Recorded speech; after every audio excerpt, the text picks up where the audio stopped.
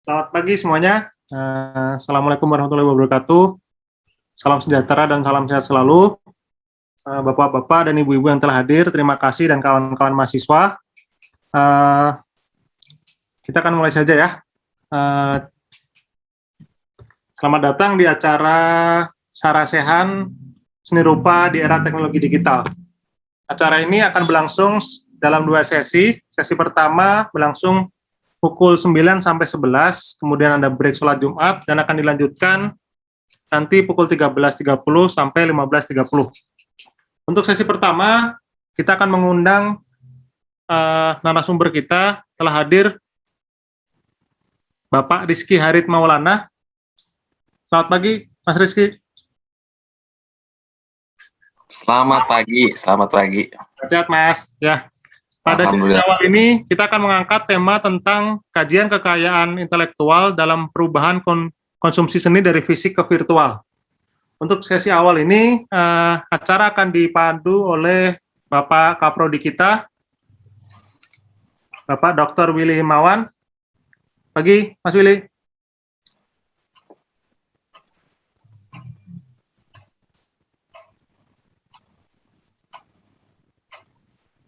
Oke.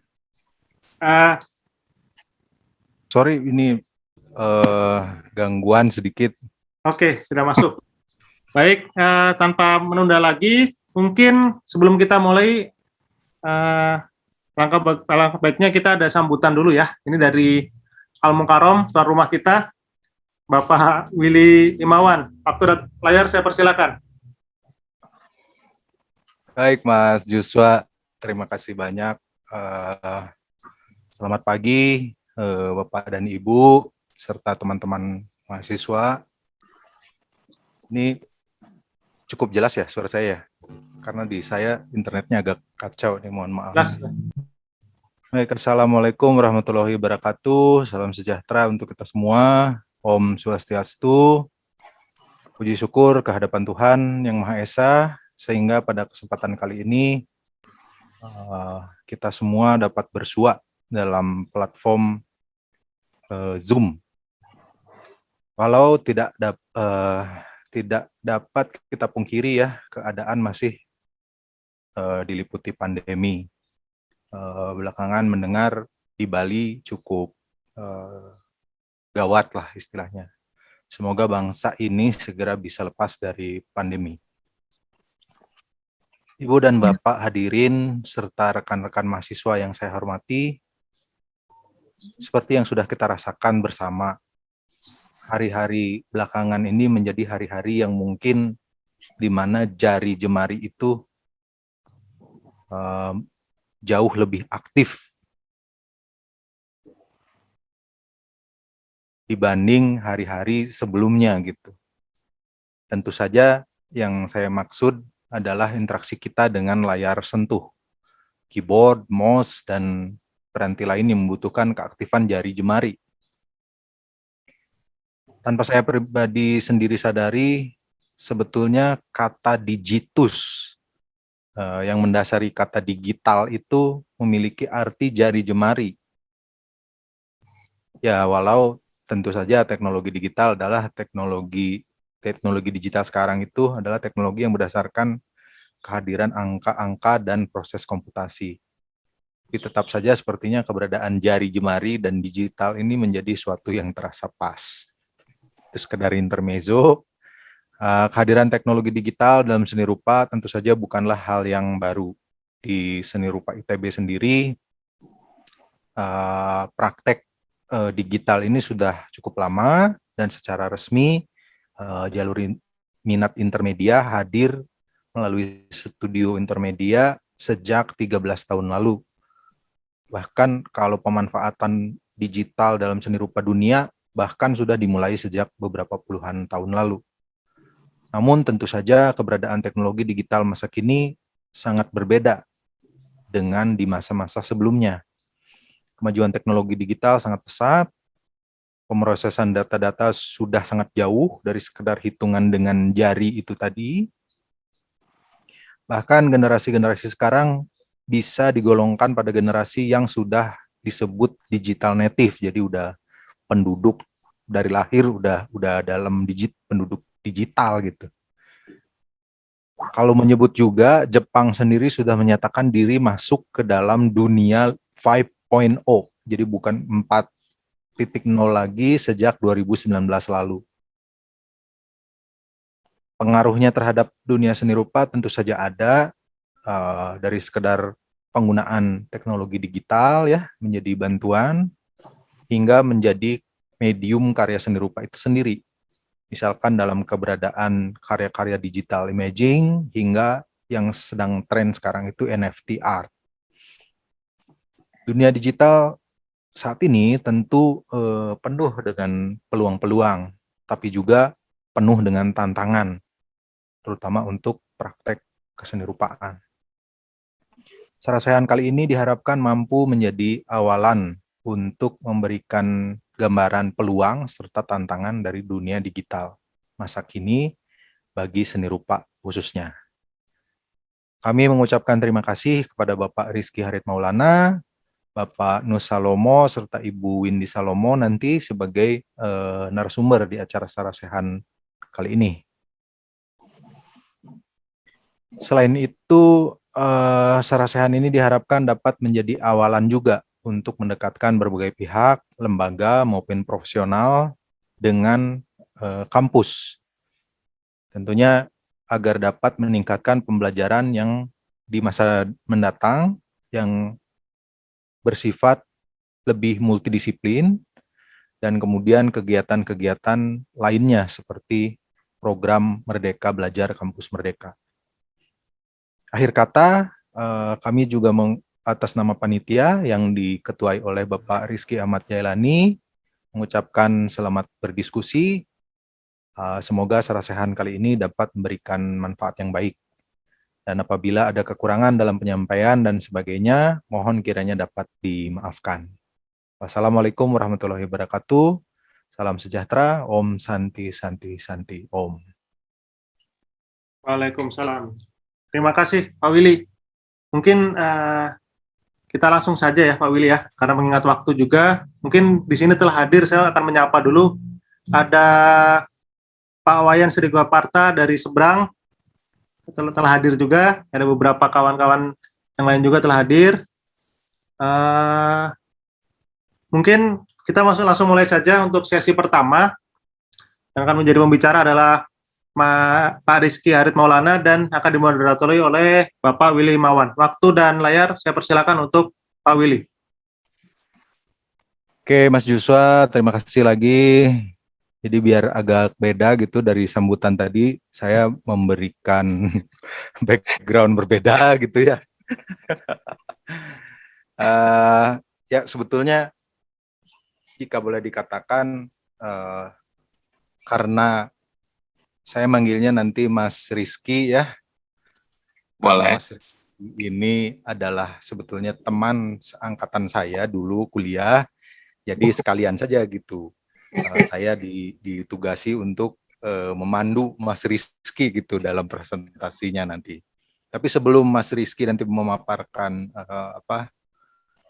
hal-hal yang berkaitan sebetulnya dengan HKI gitu ya, seperti kita tahu kalau di dunia digital ini sepertinya memang sangat berkaitan erat dengan hak-hak kekayaan intelektual, terus copyright dan seterusnya. Izinkan saya untuk bacakan CV-nya Mas Rizky Harit Maulana sedikit. Jadi Mas Rizky itu lulus dari program studi desain produk tahun 2005, sama sih bareng sama saya. Bareng ya? Kirain duluan.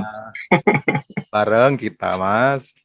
Lalu Mas Rizky sendiri menyelesaikan Master of Public Policy ya? Iya. Itu ya Mas ya? Dari KDI School of Public Policy and Management. Ini gimana bacanya? Sejong apa ini? Sejong. Oke, Ya, dari Sejong, Korea Selatan. Ya. Tahun 2018. Kemudian Mas Rizky ini sekarang kalau ini ketampilannya, kalau biasanya saya melihat tampilannya itu pakai seragam itu ya, Kemenhumkam itu. Jadi udah lama nggak dipakai ya selama WFH ini. Yang ada pangkatnya begitu kan, putih. Iya. Nih takut Jadi 2000 mahasiswa kabur kalau saya pakai itu ntar.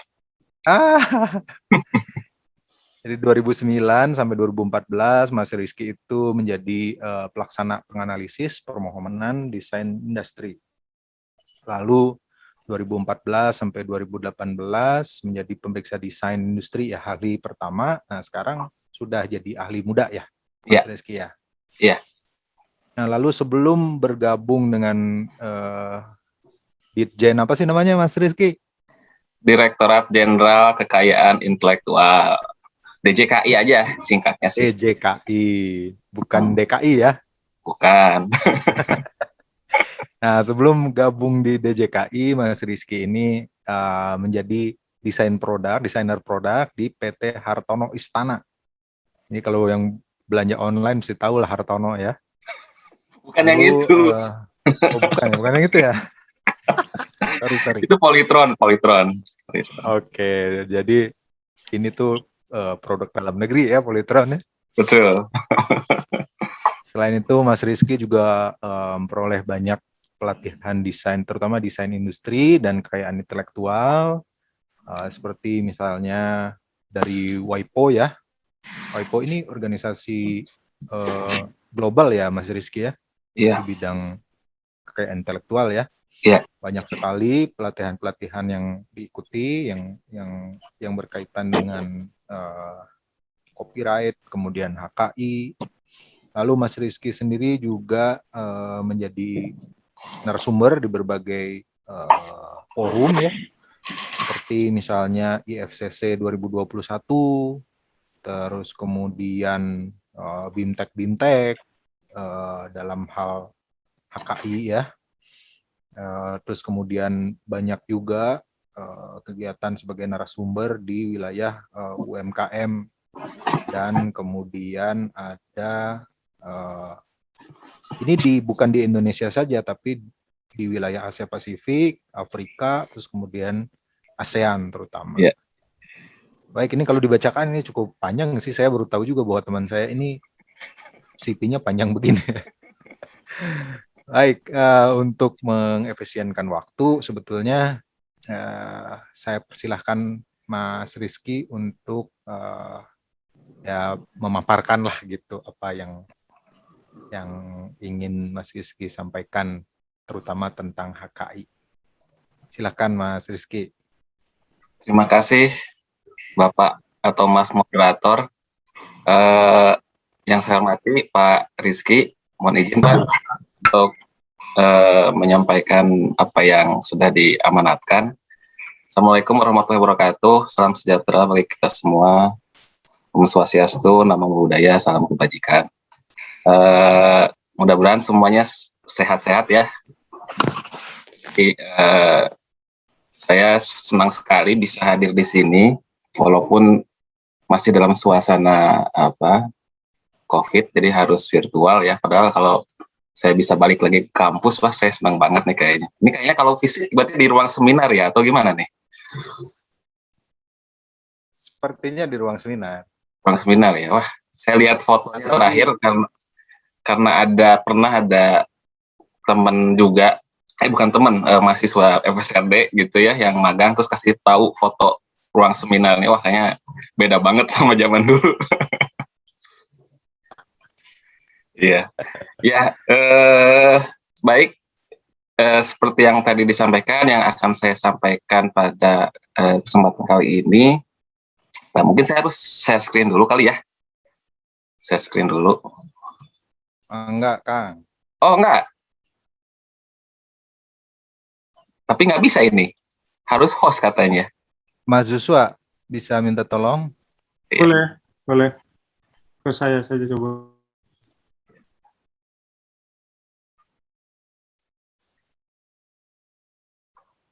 Coba, belum. Ya, ini topiknya memang sangat cocok sekali dengan suasana sekarang ya, karena saya jujur prihatin dengan mahasiswa gitu ya, tapi di sisi lain pandemi ini datang di saat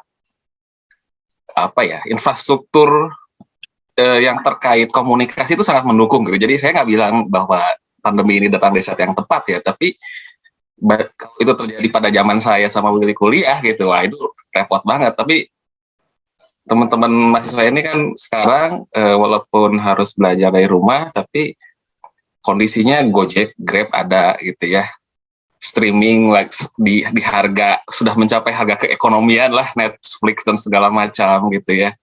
HP sudah ini sangat umum. Jadi akan saya yakin akan ada hikmah yang akan diperoleh oleh teman-teman mahasiswa walaupun dalam kondisi semacam ini gitu, dan saya yakin akan sangat berpengaruh terhadap ya banyak hal, karya gitu ya,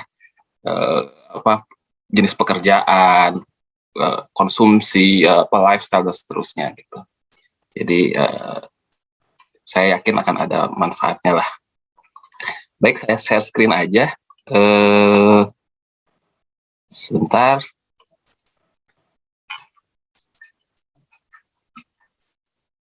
Baik, kelihatan ya?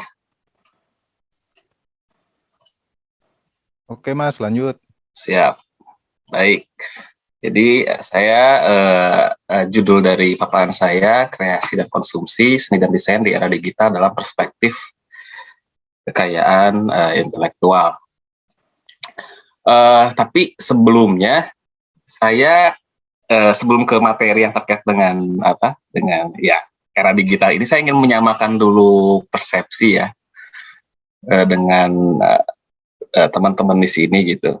Mudah-mudahan sih semuanya udah tahu apa itu HKI, tapi kalaupun belum tahu, mungkin saya ingin sedikit menjelaskan supaya tidak ada salah kaprah. Jadi kalau secara definisi, kekayaan intelektual itu sederhananya adalah hasil olah pikir manusia yang dapat diwujudkan menjadi suatu barang atau proses yang memiliki nilai ekonomi. Jadi cukup straightforward, walaupun memang agak luas ya gitu. Tapi di sini yang menarik dari KI ini adalah bahwa dia itu ada sesuatu yang intangible, tapi baru bermanfaat ketika diwujudkan gitu. Jadi kayak ada di dua kaki gitu. Dia itu sebenarnya intangible gitu ya, tidak sesuatu yang berwujud, tapi baru bisa digunakan kalau sudah diwujudkan gitu. Nah, ini misalnya saya kasih contoh dengan hak lain lah yang sifatnya tangible. Misalnya ada dengan mobil lah. Misalnya ada seorang pengacara gitu ya, dia parkir mobil Ferrari-nya di pinggir jalan. Terus dia bilang, oh jangan sentuh mobil saya misalnya gitu kan. Jangan sentuh mobil saya. Kalau disentuh saya laporin gitu ya ke polisi. Kalau saya lewat itu mobil terus saya nggak sentuh tapi sekedar foto gitu ya, atau cuman berdiri 1 senti lah dari mobil, itu saya belum melanggar haknya si orang yang punya mobil itu gitu. Karena hak di atas mobil itu hanya berhenti di fisik dari si mobil gitu kan. Beda halnya dengan KI. Misalnya salah satu contohnya adalah saya mendesain mobil Ferrari gitu ya, untuk Ferrari. Ketika misalnya Tata Motor meniru mobil saya, tidak mirip, tidak sama persis tapi mirip gitu. Walaupun mungkin masih harus dibuktikan seberapa miripnya, tapi saya berhak untuk merasa tersinggung, kecewa gitu ya. Walaupun dia tidak sama persis, walaupun dia tidak mengambil karya saya gitu, dia membuat versi dia sendiri, tapi kebetulan mirip. Nah di situ kelihatan bahwa kalau kekayaan intelektual itu pelindungannya itu agak lewat dari batas fisiknya gitu. Ada semacam area di mana orang lain pun orang lain itu tidak boleh masuk juga. Tidak hanya sebatas apa yang terlihat persis di mata. Gitu. Itu yang membuat KI itu mungkin powerful ya di situ. Nah, kemudian muncul istilah hak gitu ya, hak. Karena hak ini kan berarti suatu kekayaan intelektual ini ada nilai ekonominya, sehingga pasti namanya manusia ya, kalau udah nilai ekonomi pasti ngomongin hak. Tapi dari istilah ini pun sebenarnya masih bisa ada pertanyaan yang perlu diperjelas juga ya. Ini beberapa kasus yang menguji lah istilahnya, menguji definisi HKI. Misalnya ini tahu mungkin monyet ini namanya Naruto ya. Dia itu monyet dari Sulawesi. Dan ini terkenal, dia dikenal sebagai selfie monkey gitu. Jadi ceritanya gini, nanti silakan saja bisa dicari di Wikipedia ya, tapi intinya ada seorang fotografer, dia ingin memfoto monyet ini, tapi dia ingin mengkondisikan supaya si monyet ini yang memfoto dirinya sendiri atau selfie gitu. Jadi dia selama berbulan-bulan bergaul gitu ya, mengkondisikan lah supaya si monyet ini nyaman gitu ya dengan si fotografer dan alatnya. Kemudian suatu waktu dia akhirnya melakukan selfie.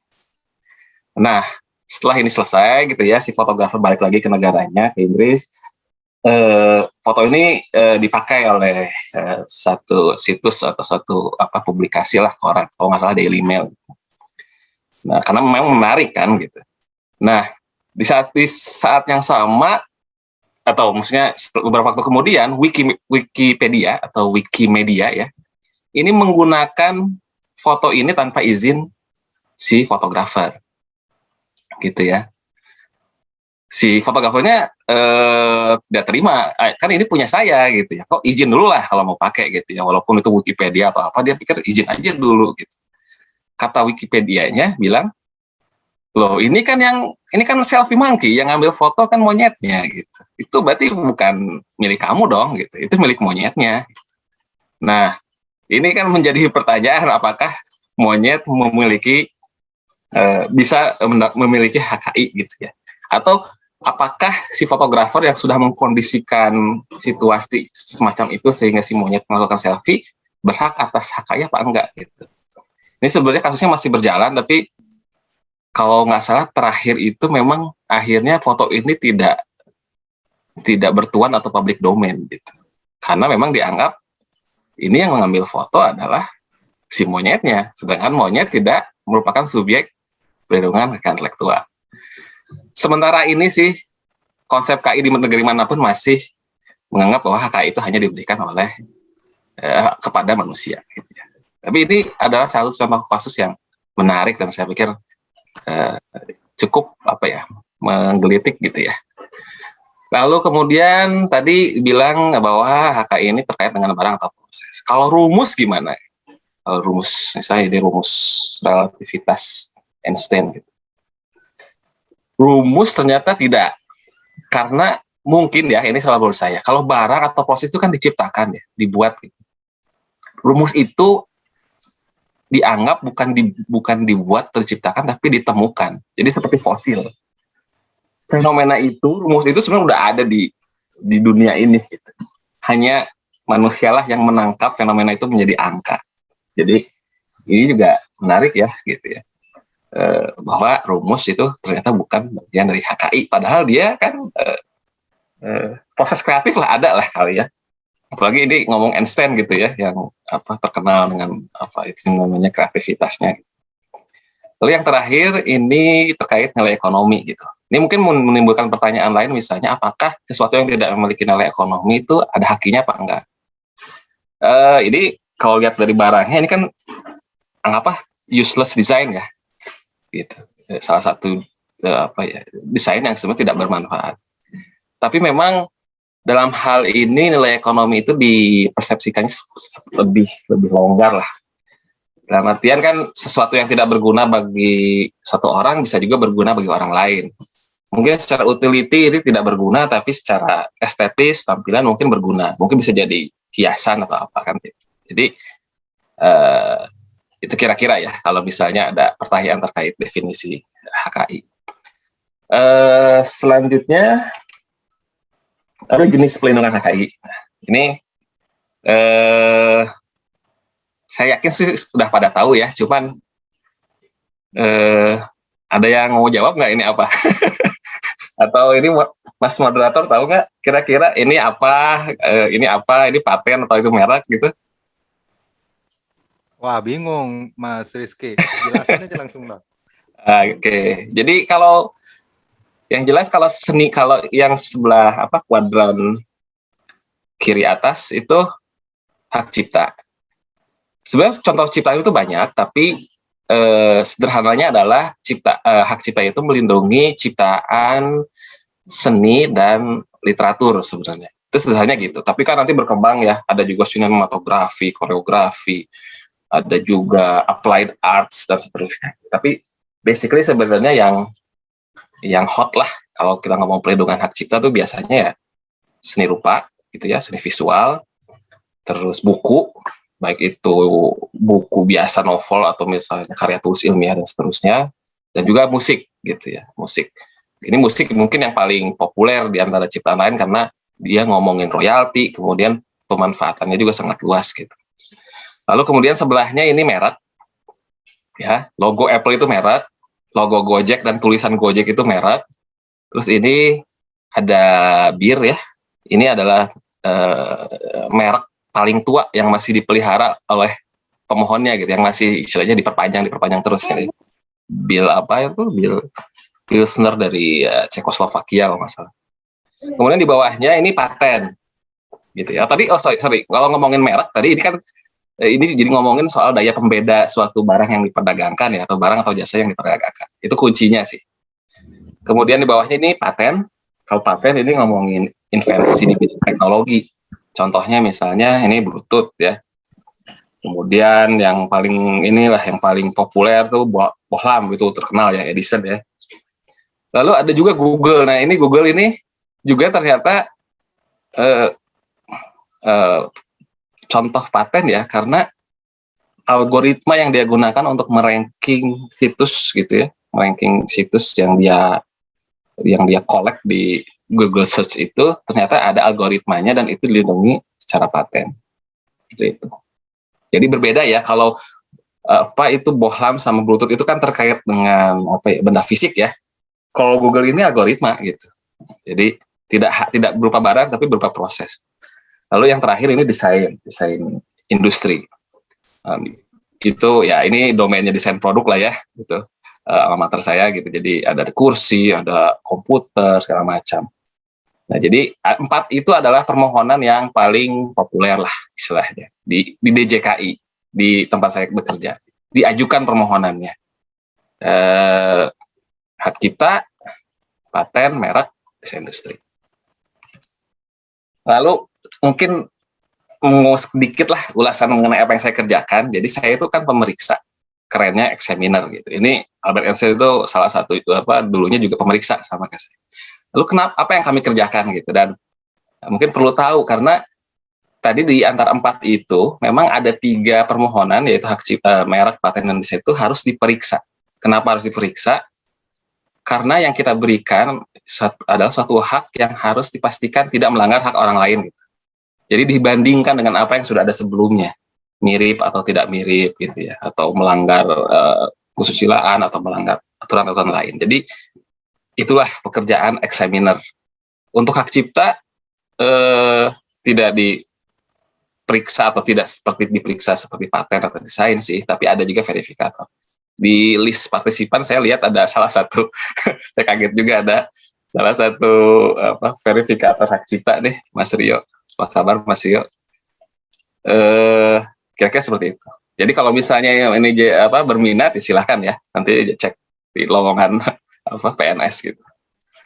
Dan terakhir institusi saya DJKI. Jadi DJKI ini salon 1 di bawah Kementerian Hukum dan HAM yang mengelola permohonan HKI. Sebenarnya HKI itu urusan di berbagai macam kementerian sih. Di Kemlu ada gitu ya, di Kementerian Perindustrian ada, perdagangan ada, saya rasa banyak lah, di Kementerian Pertanian pun bahkan ada gitu. Tapi khusus untuk permohonan memang menjadi domain DJKI. Lokasi kami di Rasuna Said, Jakarta, tapi untuk pelayanan permohonan mengingat kondisi pandemi ini sudah hampir full online gitu ya. Cek saja sendiri di website kami. Oke, itu sudah clear ya. Kalau mau misalnya jelas nanti silakan tanyakan. Sekarang masuk ke topik seni dan desain dalam revolusi industri. Ini perlu saya ingin menyampaikan ini karena perkembangan teknologi ini memang seringkali berpengaruh juga terhadap perkembangan seni sih. Kita kenal ya revolusi industri itu sekarang udah 4 katanya ya. Ada yang pertama itu abad ke-18 katanya James Watt ya, mesin uap. Kemudian ada yang kedua ini penemuan listrik sehingga apa yang namanya conveyor belt gitu ya, itu bisa dilaksanakan. Kemudian di revolusi industri ketiga karena penemuan semikonduktor gitu ya, transistor, sehingga elektronifikasi gitu ya, gadget-gadget muncul. Kemudian juga ada komputer dan segala macam. Dan sekarang kita katanya memasuki revolusi industri keempat. Walaupun ini debatable ya. Jadi orang bilang ini sebenarnya bukan revolusi industri keempat, tapi sebenarnya perpanjangan dari industrial revolution yang ketiga gitu. Karena sebenarnya yang sekarang kita alami adalah ya pengembangan dari teknologi yang sebenarnya sudah ada sejak dulu gitu. Tapi yang pendukung Fourth Industrial Revolution itu bilang bahwa ini paradigmanya beda nih sekarang gitu. Karena kalau ngomong Fourth Industrial Revolution, kita faktornya adalah adanya big data ya, internet, kemudian AI gitu ya, dan seterusnya gitu. Tapi itu urusan inilah ekonom lah, mau berdebat soal itu. Yang saya mau bahas ini sekarang sebenarnya kalau ngomong karena revolusi industri selalu ngomong teknologi ya, selalu didorong oleh perkembangan teknologi, tapi jarang yang ngomong soal karya seni yang terjadi ketika periode itu gitu. Yang sebenarnya ada hubungannya. Misalnya ini di zaman pra-industri, sekitar abad 12-an lah. Ini fenomena kain udah ada gitu. Jadi ini adalah tembikar seladon yang biasanya warnanya agak hijau-hijau gitu ya, hijau giok. Ini dianggap salah satu contoh kekayaan intelektual karena sebenarnya kan yang jago bikin keramik itu kan orang Cina ya. Cina dulu gitu, kerajaan Cina. Tapi ternyata Korea ini bisa mengembangkan teknik yang menghasilkan keramik yang lebih indah. Bahkan orang Cinanya sendiri mengakui bahwa tembikarnya Korea ini lebih bagus. Karena ternyata ada teknik tersendiri, ada bahan tanah liatnya tersendiri gitu ya, dan segala macam. Dan kalau baca ceritanya ini dilindungi, dijaga gitu, ilmu ini gitu. Untuk menjaga competitive advantage dari dinasti Goryeo atau dinasti Korea gitu kan. Nah ini salah satu contoh bagaimana kekayaan intelektual itu menjadi keunggulan gitu ya.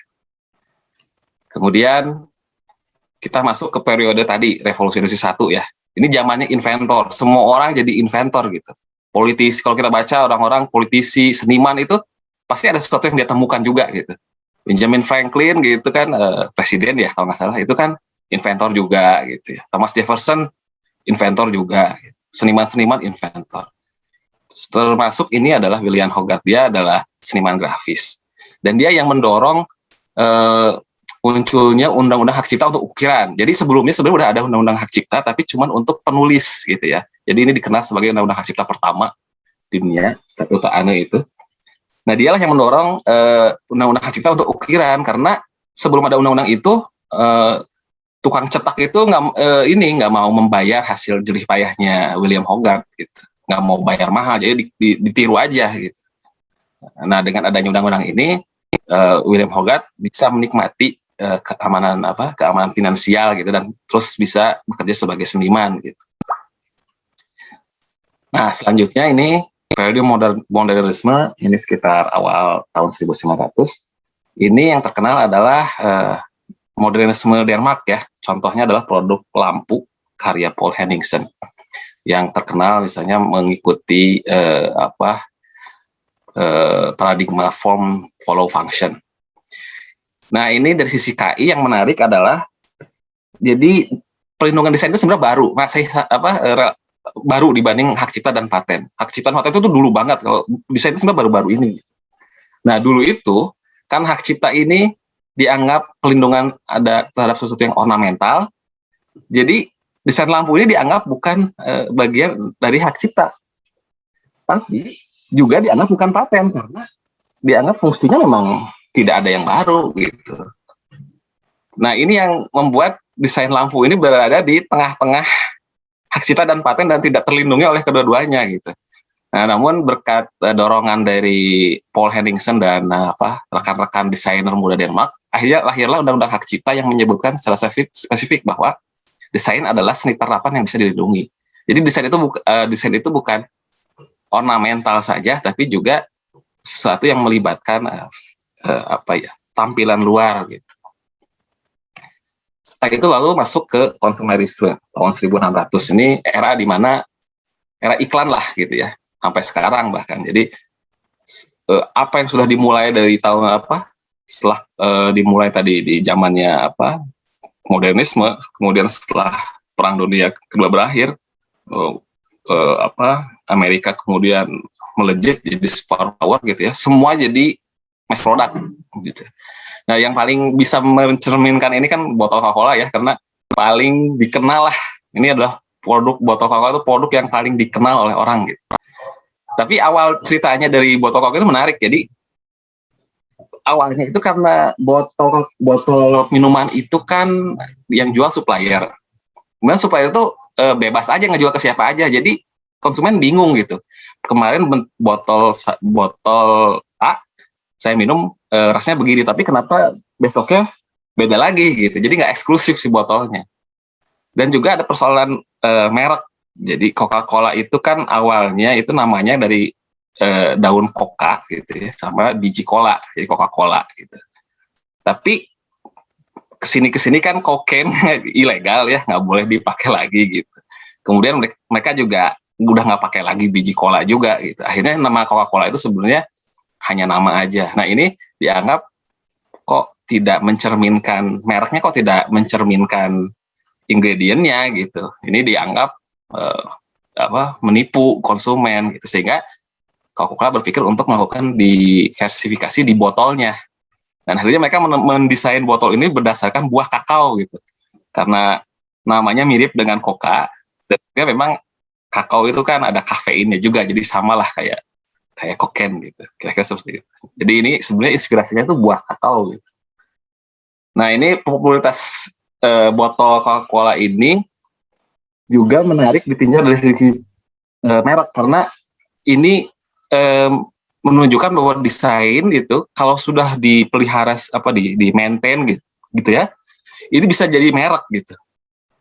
Jadi orang sudah mengasosiasikan desain bentuk suatu botol juga dengan mereknya. Ketika itu isinya bukan Coca-Cola, justru konsumen akan bingung gitu. Dan ini makanya kita kenal sekarang di merek itu tidak hanya tulisan atau logo, juga terkenal ada juga merek 3 dimensi. Jadi kayak botol Yakult gitu ya, itu merek 3 dimensi. Padahal kan itu produk ya, desain gitu. Tapi karena orang sudah mengasosiasikan desain botol dengan mereknya, jadilah merek 3 dimensi. Nah, dan terakhir ini periode digital internet ya sekarang. Kayaknya kalau digital doang kayaknya kurang pas, karena harus ada internet. Karena kalau digital ya namanya jam tangan Casio dulu juga digital ya, tapi kalau yang sekarang kita alami itu adalah digital dan internet gitu. Salah satu contohnya adalah GIF art ya. Kayaknya GIF itu sekarang udah dipakai di mana aja di internet gitu, sebagai meme gitu ya, segala macam. Ini ada urusan juga dengan KI awalnya, karena sebenarnya GIF ini yang punya itu perusahaan yang memiliki paten kompresi data. Awalnya sih bukan untuk animasi sebenarnya, tapi untuk kompresi data. Gitu. Tapi karena populer, para netizen zaman dulu, zaman awal-awal internet ini menolak upaya si perusahaan itu untuk mengkomersialisasi format GIF. Gitu. Jadi harus bayar. Nah, netizen dulu itu mungkin ini pertama kali reaksi netizen memboikot sesuatu kayaknya di internet gitu. Jadi akhirnya paten untuk GIF itu tidak diperpanjang, dan akhirnya sekarang bisa dipakai oleh siapa saja kan. Jadi ini salah satu cerita menarik ya terkait GIF ini. Tapi saya udah kelamaan nggak ini, Pak Moderator? Dilanjut aja Mas Rizky. Lanjut aja, oke. Masih ada waktu santai. Siap. Nah, itu udah selesai ya kita ngomongin soal revolusi industri. Sekarang bagaimana di saat sekarang gitu, di digital internet? Bagaimana perlindungan HKI? Saya cuma mau nyebutin beberapa fenomena aja ya, gitu kondisi. Misalnya, zaman sekarang kita kenal sarana kontrol teknologi gitu. Kalau istilah orang barat sih bilangnya DRM ya, Digital Right Management. Jadi karena sekarang digital, jadi harus ada sarana kontrol yang mempersulit atau membatasi orang untuk melakukan pelanggaran KI. Misalnya verifikasi. Caranya itu misalnya memastikan legalitas penggunaan ciptaan. Kalau ada gamer di sini misalnya punya Steam ya, dia kan harus ngecek terus tuh akun kita secara online gitu ya, supaya dipastikan bahwa ini memang punya dia gitu. Itu salah satunya. Atau kalau nggak salah PS juga kayak gitu deh kayaknya. Kemudian ada tracking. Tracking ini menyisipkan informasi di file yang ingin dilindungi. Saya ingat dulu file dari iTunes itu kita download tuh pasti ada di metadatanya tuh ada data Apple-nya dan nggak bisa dihapus gitu. Itu salah satu contoh. Kemudian enkripsi ya. Enkripsi ini ya contohnya ya mungkin Apple juga ya, karena waktu itu pernah juga MP3 Apple itu nggak bisa dipakai di player lain gitu, karena harus match gitu ya antara file MP3-nya dengan hardware-nya gitu. Sekarang sih enggak. Lalu terakhir proteksi. Kalau proteksi ya itu di lock gitu ya, bisa aja Blu-ray itu kan di lock, nggak bisa di copy gitu ya, kecuali kalau ada alat untuk membongkar proteksinya sih. Tapi dari produsennya sudah melakukan proteksi semacam itu. Itu salah satu istilah lah di dunia HKI gitu ya, di era digital. Selanjutnya di Creative Commons. Ini saya yakin juga banyak yang sudah tahu, tapi perlu dijelaskan juga sebenarnya Creative Commons itu bukan sistem yang diakui oleh undang-undang kita dan di undang-undang negara lain. Sebenarnya ini adalah inisiasi dari masyarakat gitu, dari komunitas. Jadi ada namanya Creative Commons, itu organisasi nirlaba. Ini dibuat oleh didirikan oleh Profesor Lawrence Lessig gitu ya. Dan Creative Commons ini atau CC ini memberikan semacam template atribusi gitu. Jadi ini sebenarnya berangkat bukan dari untuk menghalangi orang pakai, tapi justru untuk mendorong orang memakai karya digital. Jadi dengan dikasih atribusi, berarti ini pemiliknya mengizinkan saya pakai dengan berbagai batasannya. Ada berapa nih? Ada 6 ya. Ada atribusi, ada berbagi serupa, tanpa turunan, sampai yang paling limited itu ya yang paling bawah. Jadi hanya boleh dipakai untuk non komersial dan tidak boleh dimodifikasi. Gitu. Seperti itu.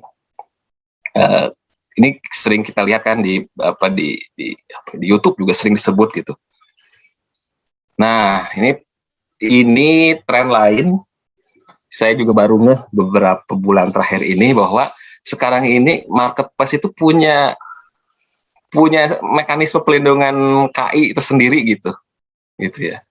Dan setelah saya baca, bahkan yang Alibaba ini canggih banget. Jadi dia udah punya mesin tersendiri yang bisa mendetek counterfeit goods gitu ya, dengan mesin artificial intelligence gitu. Ini fenomena yang menarik karena kan pelindungan KI ini kan sebenarnya monopoli negara ya gitu ya, seperti yang dilakukan oleh saya di DJKI gitu. Tapi ini adalah fenomena di mana masyarakat juga bisa turut serta gitu.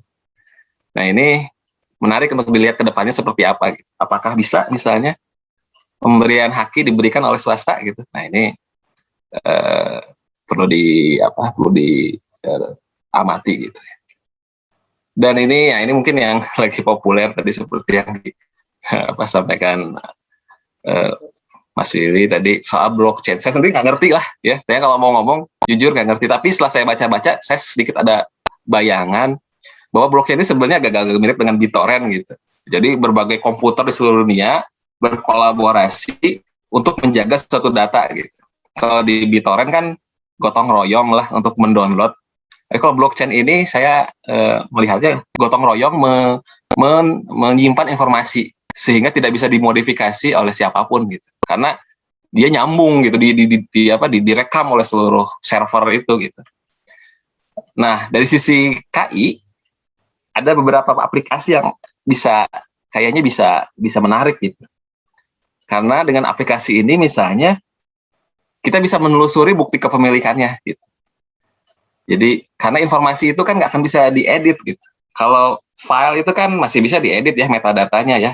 Masih banyak cara untuk melakukan seperti itu. Tapi dengan blockchain ini benar-benar data itu bisa transparan dan terekam dan tidak bisa dirubah oleh siapapun gitu. Dan ini ke dalam KI ini paling penting, paling terpakai gitu. Jadi bisa memungkinkan misalnya sistem paten Indonesia dan Amerika itu bisa digabungkan. Ya udah, karena sama-sama data ya digabungkan saja gitu kan. Jadi saya tahu misalnya di sana aplikasinya apa patennya seperti apa, di Indonesia seperti apa. Kemudian juga untuk mengelola aset digital karena kan informasinya terekam. Jadi kalau saya bikin variasi dari karya saya itu masih ini tuh sebenarnya turunan dari karya saya yang itu gitu. Jadi nyambung. Gitu. Ini salah satu dan juga smart contract ya. Jadi misalnya contohnya soal lisensi royalti itu kan terekam gitu. Kalau misalnya bayangan saya misalnya ada lagu yang disimpan dalam format blockchain misalnya. Kalau mau nge-royaltiin kan jadi bebas gitu ya. Kalau sekarang kan Spotify punya, YouTube punya, Apple punya. Tapi dengan blockchain ini kan jadi universal jadinya gitu. Tapi itu yang saya tangkap ya. Mungkin kalau ada yang lebih ngerti bisa bantu jelasin. Lalu saya mau bicara soal KI jenis baru. Ini beberapa hal yang menarik nih, yang kayaknya muncul di masa pandemi ini gitu. Dibicarakan. Yang pertama soal NFT. Ini kan sebenarnya adalah produk dari blockchain itu. Jadi informasi dibungkus dalam blockchain sehingga tersimpan dan tidak bisa dirubah oleh siapapun. Cuman bedanya kalau yang NFT ini dibanding sama Bitcoin itu kalau saya tidak salah, ini unik gitu, dikasih ID gitu. Kalau uang kan bisa exchangeable lah ya. Satu Bitcoin sama dengan berapa dolar gitu, bertukar. Tapi kalau karya seni kan enggak, cuma ada satu gitu. Kalaupun dia digandakan, yang original kan tetap harus tetap ada. Dan ini yang mungkin menarik bagi para seniman gitu ya, bagi para pelaku seni gitu. Teknologi itu memungkinkan sesuatu yang digital itu kan selama ini kan copy paste beribu kali pun bisa gitu ya, dan nggak akan ada yang tahu original yang mana. Tapi dengan adanya NFT ini jadi bisa seperti itu gitu. Dan tidak hanya melulu gambar, ternyata tweetnya Jack Dorsey itu co-foundernya Twitter tuh bisa jadi NFT gitu kan. Ini ada perkembangan yang memang revolusioner lah bisa dibilang ya. Walaupun saya belum tahu nanti apakah ini cuma hype atau memang masa depannya memang di sini gitu. Selanjutnya yang baru adalah tampilan antarmuka grafis. Ini sebenarnya juga udah lama, tapi karena di revolusi industri keempat ini kita mengenal Internet of Things ya. Jadi istilahnya komputer itu tidak hanya di PC atau handphone, tapi bisa juga di alat-alat yang spesifik, misalnya jam tangan, kulkas gitu ya, apalah gitu ya. Dan ini memunculkan GUI yang spesifik. Dan ini trennya itu permohonannya makin meningkat gitu. Itu kami rasakan juga di DJKI, di desain gitu ya. Permohonan GUI itu makin lama makin banyak gitu. Juga di negara-negara lain. Ini juga menarik juga, perkembangan menarik. Lalu ada virtual goods. Ini luar biasa nih. Misalnya ini ada aglet ya. Saya sih ini kan hanya ada di iPhone, jadi saya nggak pernah pakai. Jadi aglet ini mendorong penggunanya untuk beraktivitas gitu ya, jalan kaki atau apa, nanti akan menghasilkan virtual goods berupa sepatu gitu. Sepatu. Jadi dan ada nilainya gitu. Kalau nggak salah ini juga ada cryptocurrency-nya gitu. Dan ada juga aglet currency-nya juga. Jadi ini contoh virtual goods ya. Dan kalau nggak salah produk-produk sepatunya juga pakai produk-produk yang sudah ada kayak Adidas, Nike. Saya nggak tahu apakah dia izin apa enggak ya. Tapi kalaupun nggak pun kan ini adalah satu promo yang menarik sih. Lalu ada Roblox. Ini kalau mungkin Nggak tahu ya kalau saya punya anak, tapi ini lagi keranjingan banget Roblox. Ini ada virtual goods juga, dan saya melihat nanti ke depannya physical product jadi modelnya jadi kayak gini gitu, dibeli pakai pakai Robux, pakai apalah itu kayak Minecraft segala macam gitu ya. Jadi ini ada salah satu kekayaan intelektual juga, cuma digital. Lalu yang paling heboh nih, ini adalah baju dijual pakai ya itulah blockchain atau virtual currency seperti itu, dalam bentuk format digital. Jadi ini tuh formatnya itu saya ambil dari Instagram si penjualnya, itu formatnya MP4 gitu. Jadi baju ini dijual kepada pembeli, dan si pembelinya itu kalau nggak salah ngasih fotonya, nanti bisa kelihatan kayak pakai baju virtual ini gitu. Tapi kalau mau polanya katanya sih, kata si pembuatnya bisa dikasih, kalau mau polanya terus bikin sendiri bisa, tapi ini dijual harganya $10.000 sebagai virtual goods, baju virtual goods. Nah ini juga kan menjadi salah satu contoh KI yang bisa dilindungi, tapi sebenarnya masih memang baru ya istilahnya. Dan ini augmented dan virtual reality. Kalau ini sebenarnya sama dengan virtual goods, cuman bedanya ini kan bicara mengenai environment gitu ya.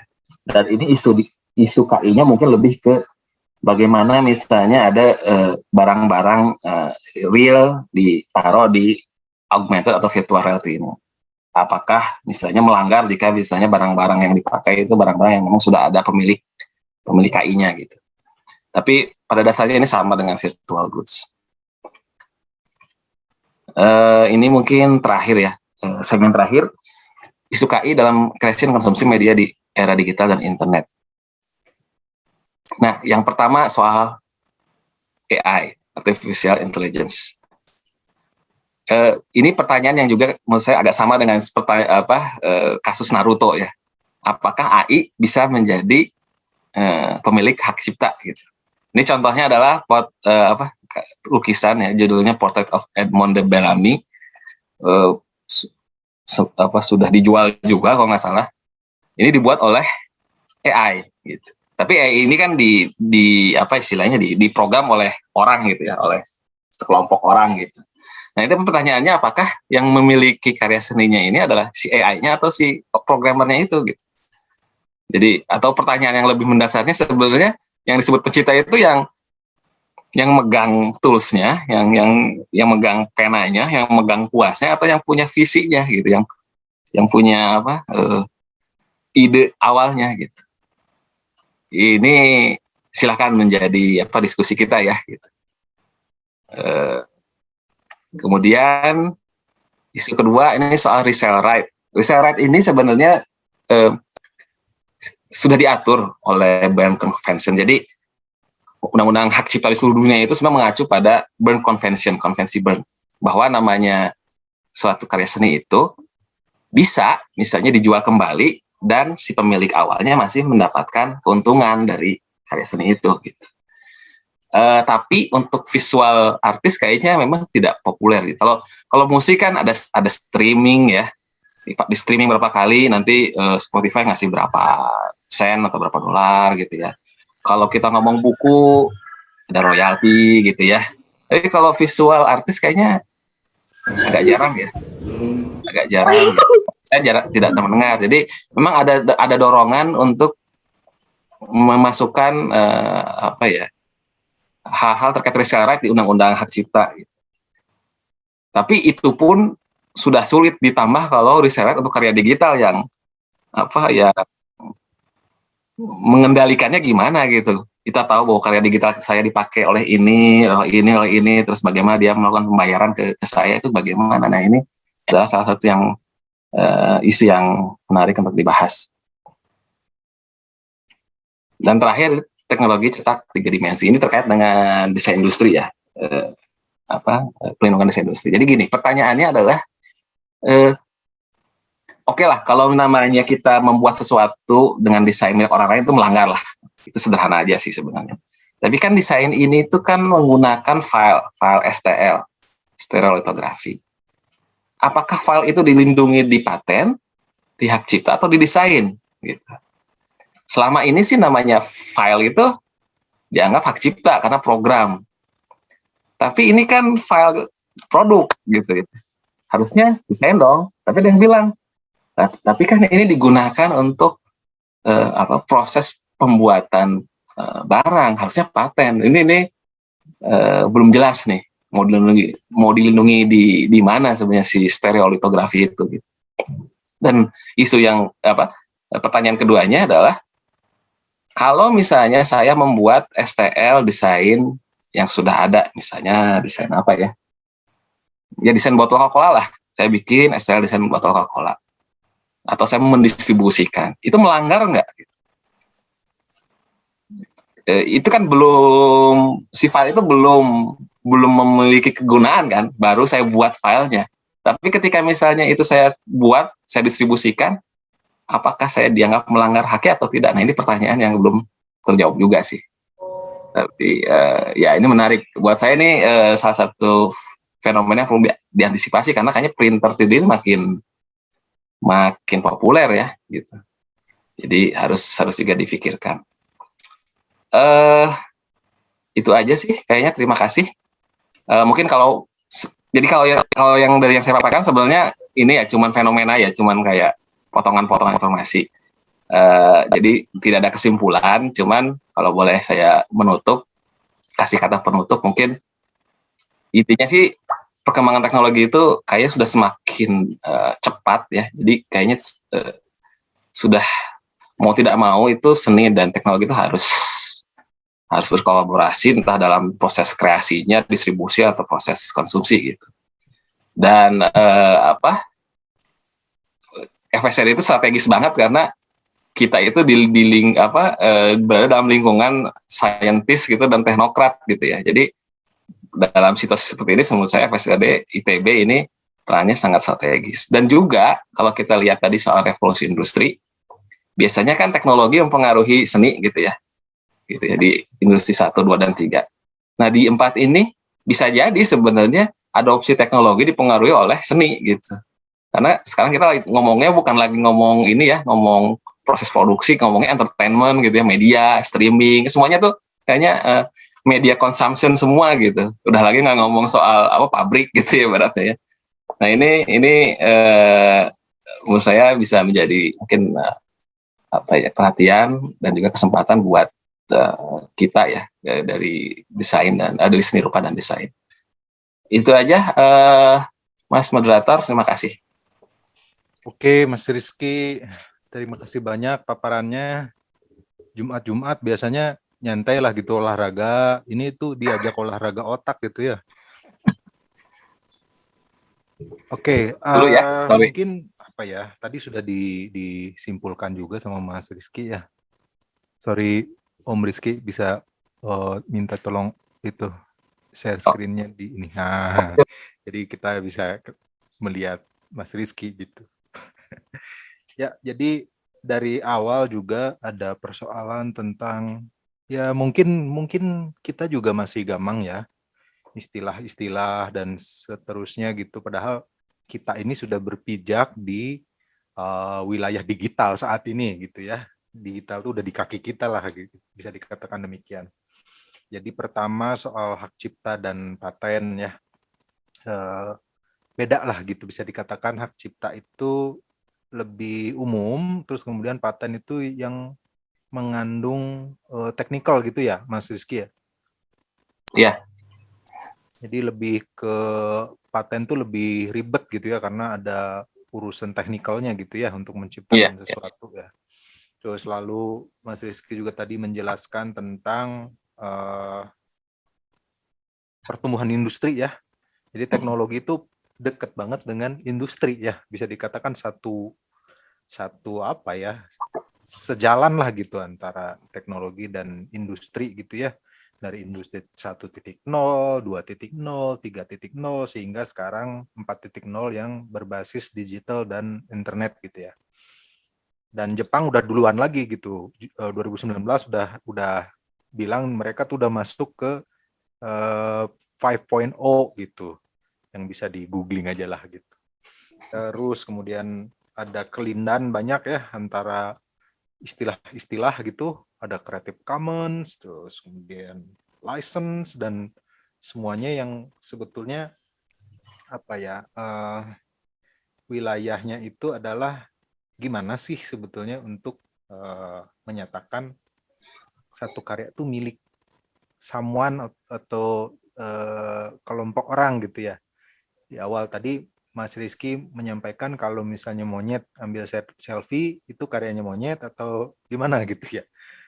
Terus di akhir presentasi Mas Rizky juga menampilkan keruwetan baru gitu di wilayah digital ini gitu ya. Kalau dari chat ini sepertinya masih pada belum on gitu ya. Belum on.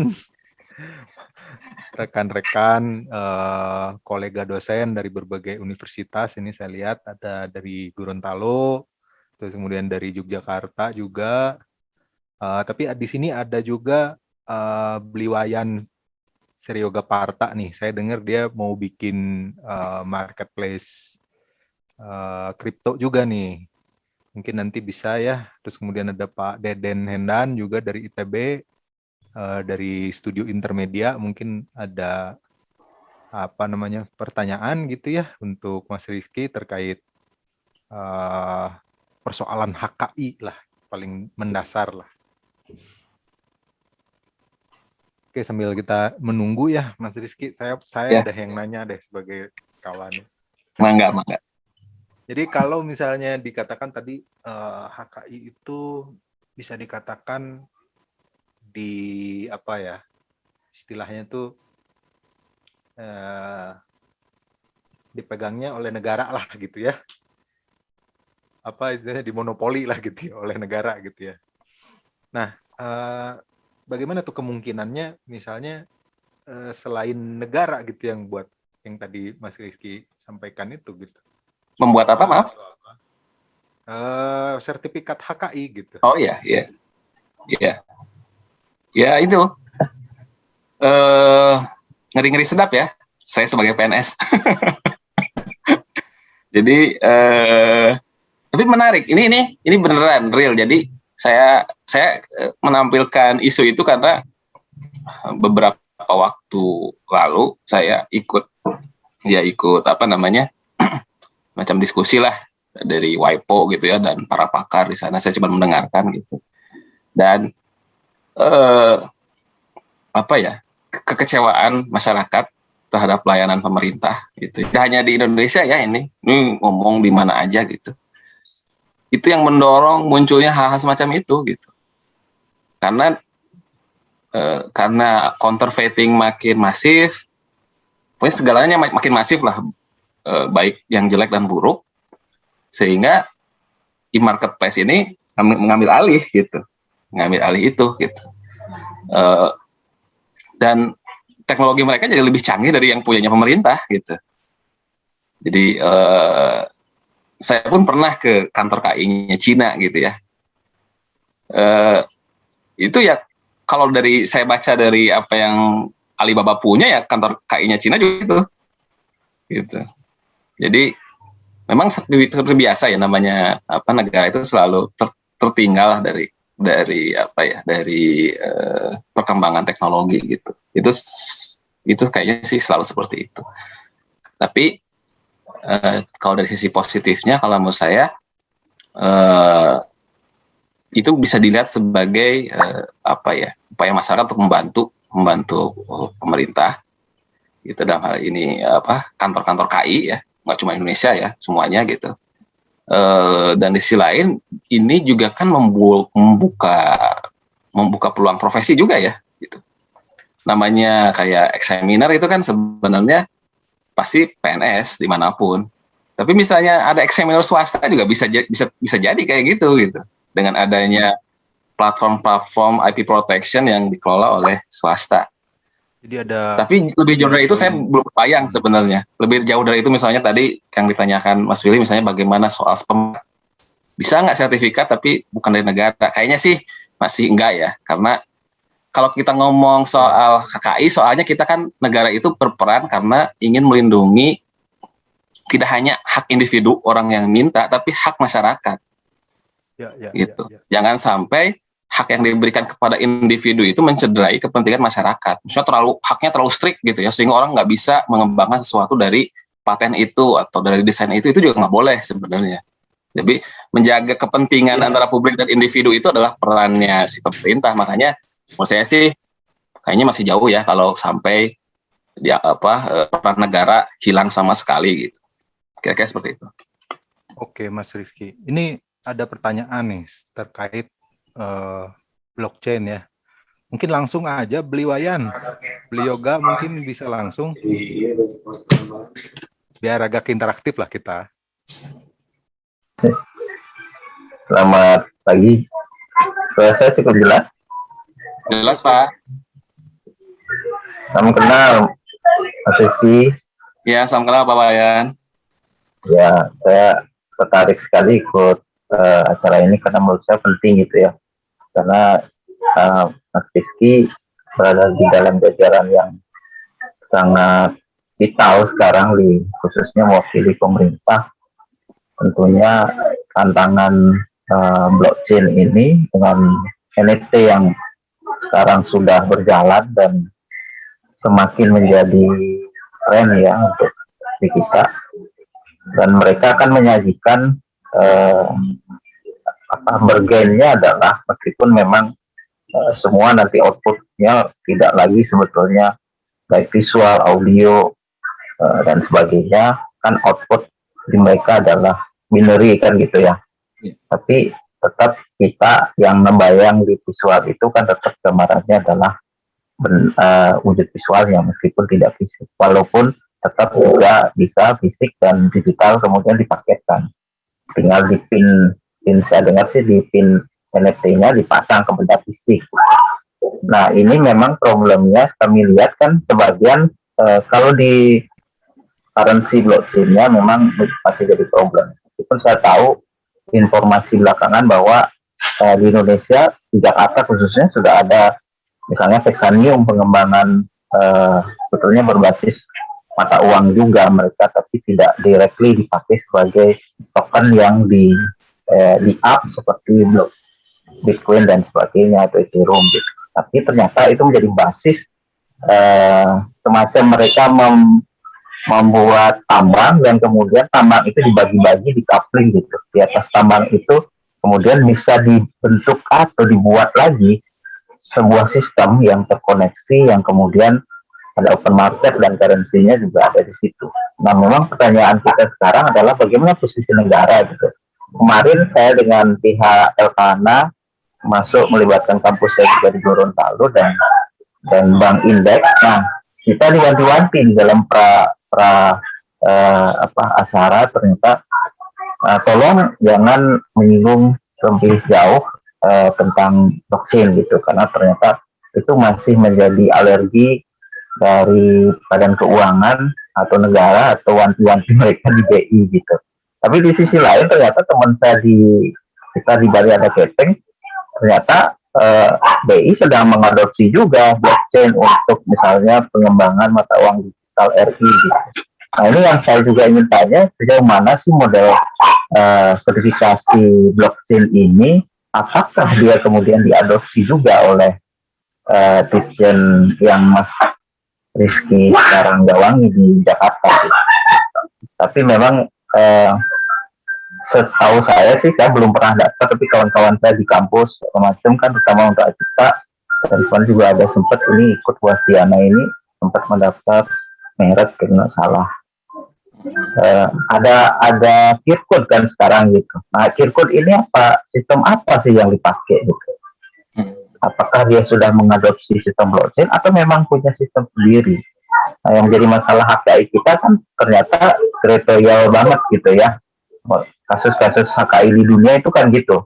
Apple daftarin di sini, si ini daftarin di sini, kemudian saling tuntut, itu juga ternyata basis negara kan gitu ya. Nah, blockchain apakah akan memberikan jaminan sistem itu universal? Saya juga belum tahu, tapi setahu saya bahwa memang belum universal banget gitu. Billy minting di Ethereum kemudian ditaruh di OpenSea, ya mungkin dia juga akan bisa minting di di basis mata uang yang lain gitu dengan karya yang sama yang belum bisa diverifikasi oleh sistem blockchain itu sendiri. Nah itu mungkin sedikit dari saya ya. Di sini ada senior-senior yang Kiki, Pak Kaprodi dan yang lain. Terima kasih. Baik, terima kasih Beli Yoga. Mas Rizky, mungkin pertanyaannya kalau soal ekonominya kita nggak tahu lah ya itu banyak. Iya. Tapi lebih ke apa ya, sertifikasinya kali ya? Iya. Ya, ya tadi menarik. Walaupun kalau misalnya saya tanya posisi negara atau dalam hal ini DJKI bagaimana ya, setahu saya sih belum ada ke arah sana ya. Tapi memang dari WIPO sempat sounding ke berbagai kantor KI, salah satunya Sebentar Kang Rizky. Kalau Ya. boleh tahu WIPO itu apa ya? Nah, WIPO WIPO itu teman-teman mahasiswa biar tahu juga nih. WIPO itu World Intellectual Property Organization. Jadi dia organisasi di bawah UN sih, di bawah UN, di bawah PBB yang mengelola sistem hukum KI lah, gitu. Jadi setara lah dengan UNESCO gitu ya, mungkin kalau saya tidak salah gitu. Dan di ke WIPO lah kita merujuk. Jadi jadi kayak mirip FIFA ya kayaknya. Ya kayak itu lebih oke lah. Oke, lanjut gitu. Kang Rizky. Iya, walaupun bukan berarti kita federasi. Tetap sebenarnya sistem hukum nasional tetap utama lah. Jadi begitu soal WIPO. Terus tadi pertanyaan Pak Wayan, ini sebenarnya kalau tadi yang seperti saya sampaikan, kalau posisi dari negara belum Pak, kayaknya Pak belum. Ya, masih banyak yang perlu kita dalam artian kita perlu benahi sebelum masuk ke sana. Tapi ya sudah ada sounding dari WIPO itu gitu, bahwa ini adalah perkembangan terbaru di bidang teknologi yang manfaatnya bisa yang pengaplikasiannya bisa digunakan untuk KI gitu. Dan makanya kalau ngomong blockchain jangan ngomong NFT doang nih gitu, karena teknologinya sendiri lebih luas daripada itu gitu. Seperti yang tadi saya bilang bahwa yang menarik dari blockchain adalah bagaimana dia men-store informasi yang transparan dan tidak bisa dirubah gitu. Dan kalau kita ngomong soal KI, informasi itu yang paling mahal gitu. Itu di situ mahal banget gitu informasi itu gitu. Purpose istilahnya koleksi ilmu pengetahuan terluas di negara manapun pasti di kantor KI-nya. Cek aja kantor patennya, terus download aja itu semua sertifikat paten. Ya, itu udah kumpulan dari berbagai istilahnya ilmu pengetahuan dan teknologi gitu. Nah, tapi yang menarik tadi yang jadi saya berkepikiran juga ya mengenai bahwa memang blockchain itu kan sifatnya kayak universal gitu Pak ya. Lalu bagaimana dengan KI? Karena KI itu sangat regional banget sih Pak. Jadi walaupun undang-undangnya itu terinfluence oleh sistem hukum oleh produk-produk internasional gitu ya. Misalnya kalau hak cipta Berne Convention, kalau paten desain merek itu Paris Convention gitu ya. Itu kan produk-produk luar gitu. Tapi dalam penerapannya selalu pelindungan itu bersifat nasional gitu. Jadi kayak namanya praktek misalnya seseorang menggunakan paten luar negeri yang tidak didaftarkan di dalam negeri itu bisa gitu. Bahkan seringkali di-encourage gitu. Daripada capek-capek R&D, lihat aja paten di luar negeri yang tidak didaftarkan di Indonesia atau di negara dalam negeri misalnya. Ya gunakan aja, emang nggak ada larangannya itu. Sifatnya regional gitu. Merek juga seperti itu. Makanya kita pernah dengar kasus misalnya ya, merek Sony yang punya bukan Sony gitu, tapi ada orang namanya Sony gitu dan menang gitu. Jadi KI itu gitu. Jadi aturan produk hukumnya internasional, tapi sebenarnya penerapannya itu sangat berbasis national law gitu. Dan apakah blockchain ini apa dampaknya blockchain ini gitu dengan kondisi bahwa mindset pelindungan KI itu bersifat nasional. Nah ini yang saya nggak tahu jawabannya Pak. Tapi menarik Pak, itu poin yang menurut saya akan menjadi diskusi panjang gitu kalau menurut saya. Ya, oke, sip. Jadi saat ini nih, kalau sertifikat kekayaan intelektual di pencatatan itu ya berlakunya 70 tahun ya, Kang Rizky ya? Ya, hak cipta seumur hidup plus 70 tahun. Oh ya, seumur hidup dan plus 70 tahun setelah pencipta meninggal gitu ya? Ya.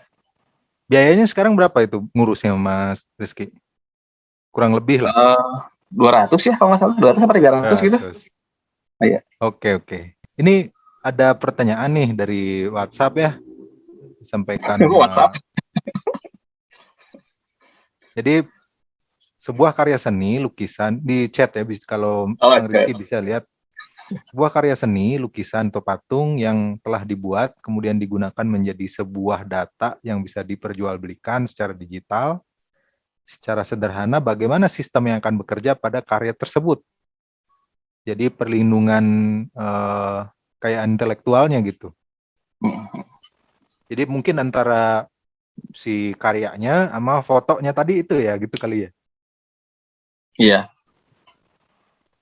Kira-kira Kang Rizky? Ya belum ada jurisprudensinya sih. Jadi saya juga nggak bisa jawab ya. Maksudnya kalau ada contoh yang sudah terjadi di Indonesia kan bisa ketahuan. Tapi kan ini belum ada. Saya yakin pasti bingung lah gitu. Ini bagaimana sih pelindungannya? Tapi kalau kita pure aja lah ya, kita lihat dari undang-undang gitu. Sebenarnya kan apapun sebenarnya bisa dilindungi gitu. Apapun bisa dilindungi. Persoalannya itu sering kali di cara pembuktiannya. Nah, gitu. Jadi tadi pertanyaannya apakah bagaimana pelindungannya ya sesuai dengan undang-undang yang berlaku sekarang aja sih. Misalnya ya bahwa dianggap bahwa data atau apapun itu yang bersifat digital dianggap sebagai sebagai program gitu. Dan program komputer memang dilindungi di hak cipta. Jadi paling sederhananya seperti itu aja. Yang mungkin bisa jadi bingung apakah lukisan yang digital itu program komputer atau lukisan, karena memang ada pelindungannya berbeda ya. Program komputer itu kalau nggak salah cuman 70 tahun, kalau lukisan program komputer itu lebih kurang dari itu. Kalau nggak salah 25 tahun gitu. Jadi itu persoalannya di situ mungkin. Tapi dari sisi pelindungan saya pikir masih bisa tetap bisa dilindungi. Jadi kasarnya karya yang physical materialnya itu didaftarin gitu, fotonya juga didaftarin gitu, Kang Rizky. Betul, karena udah ekspresinya udah beda sih. Jadi kalau hak cipta itu melihat ekspresinya gitu, bukan satu ide dipakai untuk dalam berbagai macam medium gitu, dilindungi untuk enggak, ekspresinya aja. Kalau saya ngelukis sama saya bikin program komputer sama saya foto ya bisa beda-beda gitu. Oke. Ya. Mungkin Pak Kiki ada pertanyaan, Pak Rizky? Pak Kiki?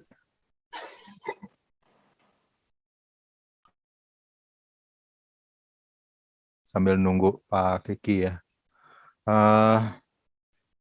Jadi kalau misalnya saya jadi anak zaman now nih, Kang Rizky, kalau apa tuh yang harus saya pikirkan kalau misalnya saya mahasiswa, terus kemudian saya bikin karya, saya berada dalam dunia digital sekarang, terus kemudian kira-kira apa yang perlu saya siapkan untuk nanti lulus, terus ya kan kita tahu digital ini udah, dan pandemi ini seperti Kang Rizky bilang tadi memang memaksa kita ya untuk beneran masuk gitu ke dalam dunia digital nih. Kira-kira dari pandangan Kang Rizky nih, apa nih yang harus saya lakukan lah gitu tanda-tanda. Ya. Sulit ya. Kayaknya sekarang ini segalanya mungkin gitu. Kayaknya ini tuh kayak playground lah jadinya tuh ya. Apa aja bisa gitu. Alatnya bisa, waktunya ada gitu. Dan ini merepotkan bagi apa ya? bagi pemerintah, bagi lawmaker tuh merepotkan kondisi kayak gini gitu, karena semuanya serba tak terduga gitu. Kalau kalau biasanya kalau orang kalau orang nanya apa sih yang harus dilakukan kalau kita membuat suatu karya seni atau desain gitu ya supaya dapat dilindungi, biasanya sih jawabannya ya tidak dipublikasikan aja gitu sebelum didaftarkan kan gitu kan. Itu memang aturan hukum begitu, tapi kan susah ya ngomong gitu ke anak sekarang gitu. Kan pinginnya beken dulu gitu, baru ngomongin soal pelindungan. Yang penting kan eksis dulu gitu di kanal YouTube dia atau di akun sosmed dia gitu. Jadi sekarang pinginnya kan kayak dia ingin expose dulu ke orang untuk kayak mengestablish posisi gitu, reputasi gitu ya. Jadi tidak ada perasaan misalnya, oh itu nanti diambil orang lain, itu nanti gimana, kayaknya nggak kepikiran kayak gitu. Walaupun itu sebenarnya bahaya juga gitu. Karena banyak sekali kalau kalau kita lihat di internet karya-karya yang public domain padahal sebenarnya sangat nilai ekonominya sangat tinggi gitu. Tapi anak generasi sekarang emang peduli gitu ya. Gitu. Ya sok aja saya bikin lagi kan, mikirnya begitu. Kalau menurut saya sih oke lah, silakan saja kalau berpikir seperti itu. Memang ide itu tidak ada habisnya ya. Gitu. Cuman ide yang baik kan tidak selalu datang 2 kali. Gitu. Ya, tolong pikirkan aja gitu, jangan sampai menyesal. Dan biasanya kalau kita ngomong KI, penyesalannya itu di merek biasanya sih. Mungkin paten itu, ya mungkin kalau paten mungkin karena susah gitu ya, orang udah putus asa duluan. Kalau ngomong desain, work around-nya itu gampang gitu ya. Misalnya, dia bikin itu, saya bikin kayak begini. Udah beda lah gitu, kayak gitu. Tapi kalau merek ya, itu biasanya walaupun mereknya mungkin logonya itu biasa gitu ya. Tapi tahu-tahu ternyata udah ada yang punya. Padahal dia udah membuat produk dengan merek itu misalnya udah 5 tahun gitu, baru kepikiran daftarin merek. Ternyata udah ada yang punya. Wah, itu nyeselnya minta ampun. Karena dia udah nggak mungkin lagi ganti merek gitu. Orang-orang udah tahunya mereknya itu gitu. Jadi oke lah kalau saya ngomong gini aja. Kalau nggak mau mikir soal paten atau apapun itu oke. Pikirin kalau udah urusan nama merek, ruginya kayak gimana kayak gitu. Kalau tidak didaftarkan gitu. Itu banyak kasus kayak gitu. Ada bahkan ya, saya nggak akan bilang orang sih. Ada suatu produk, mereknya menurut saya sih udah nasional. Yang punya kayaknya ya kita juga gitu ya. Saya cek, udah ada yang punya di kelas yang sama gitu. Ya. Itu tinggal nunggu orang yang punya sertifikatnya iseng aja itu, ibaratnya. Jadi bisa dikatakan Gitu. kalau urusan hak kekayaan intelektual ini kalau dia diperkarakan baru dia muncul gitu ya? Betul. Ya itu makanya sebenarnya kenapa ini hak itu kan bisa dipakai bisa enggak, terserah saja. Tapi ketika orang merasa dalam suatu pertarungan dia butuh senjata, ya jadi jangan komplain kalau orang udah bawa pistol dia cuma bawa pentungan gitu. Jadi istilahnya ya pick your own battle, tapi ya ngerti konsekuensinya kalau misalnya kita tidak minimal tidak aware lah soal hal itu gitu. Tapi mungkin saya mau nambahkan juga, tapi kalau kita ngomong KI cuman urusan litigasi juga kayaknya kurang pas. Jadi kan bisa juga sebenarnya KI itu dipandang sebagai misalnya urusan kita bekerja sama, misalnya lisensi gitu. Kalau misalnya kita membuat suatu karya terus dipakai orang, kan itu kan peluang ya buat kita untuk komunikasi sama orang yang pakai karya kita, terus kita ngomong, bro kita ini dong, jangan kayak gitu, kita kerjasama aja lah, kamu kasih saya berapa gitu, saya nggak akan ribet lah, kan bisa kayak gitu. Kalau nggak ada haki kan nggak bisa ngobrol kayak gitu ibaratnya kan, karena tidak ada yang dipertukarkan kan. Tapi dengan ada haki, ada sesuatu yang bisa kita negosiasikan lah ibaratnya. Ini kayaknya seperti itu. Oke, ini di chat Stepanus mau ini nih. Boleh, monggo.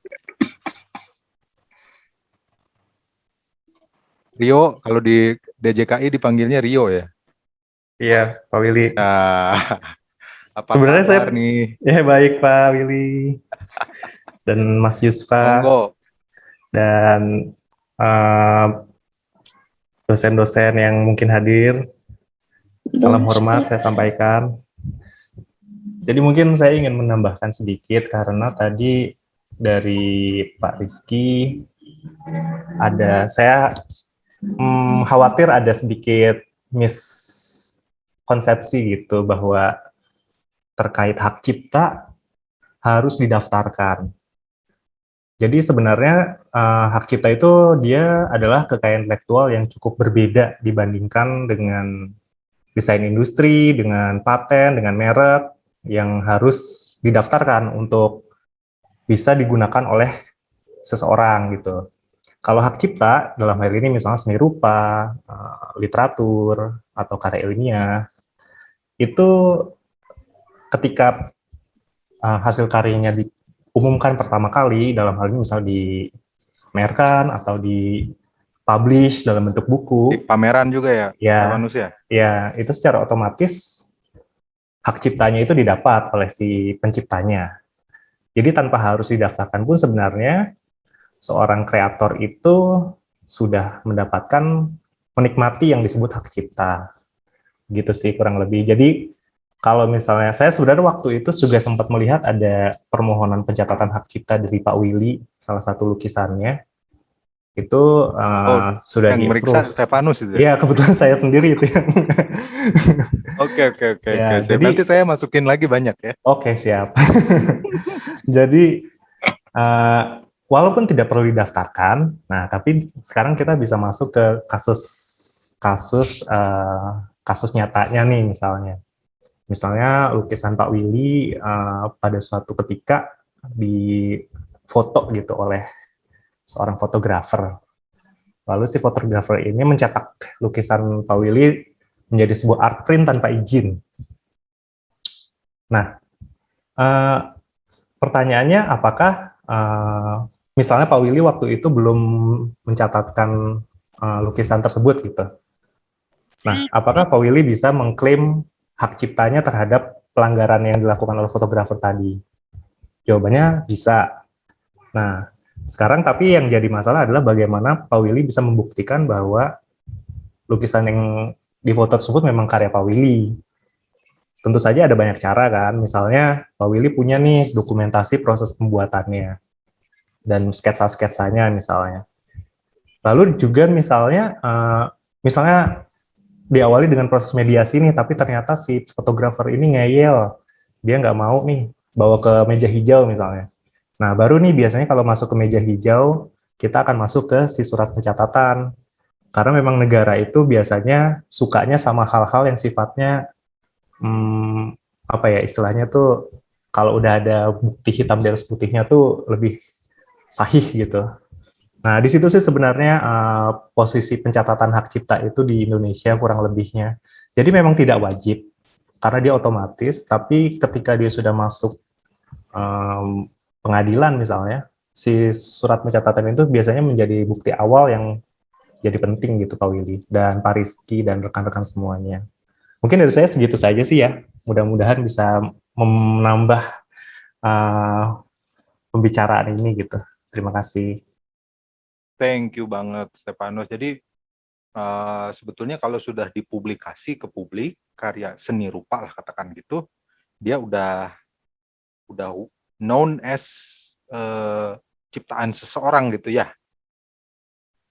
Cuma kalau misalnya ada problem segala macam, kalau punya surat pencatatan hak kekayaan intelektual, itu akan sangat bagus sekali gitu ya. Ya, bisa sangat membantu sih. Nanti di depannya ada sengketa. Kita kan kalau ngomongin hak cipta itu ngomongin lah KI pada umumnya itu kita bicara masalah monetisasi dan komersialisasi. Kalau misalnya ada orang mengkomersialisasi KI kita tanpa izin ya nyesek lah. Oke, thank you Stefanus. Sekarang di DJKI ya sekarang ya. Loh, Mas Rizky mana nih ya? Ini ada pertanyaan lagi nih.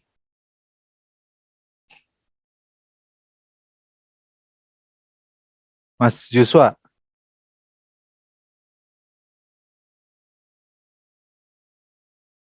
Ya, Mahasiswa. Will, Mas Yap. Rizky hilang ya?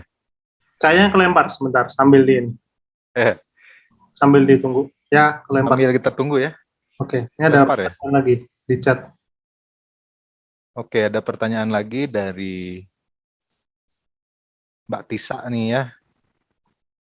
Tapi kita nunggu Kang Rizky dulu nih kayaknya ya.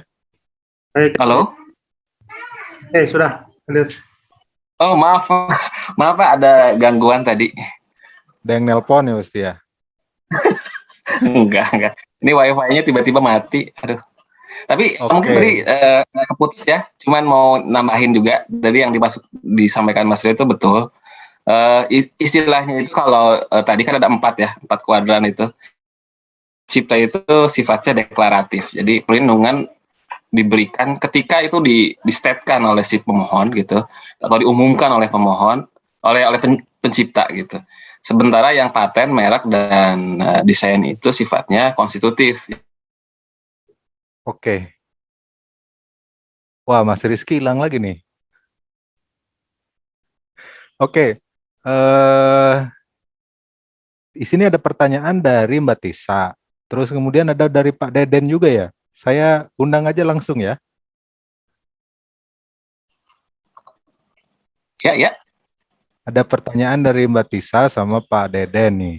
Saya mau undang aja langsung nih. Ke Pak Dedennya.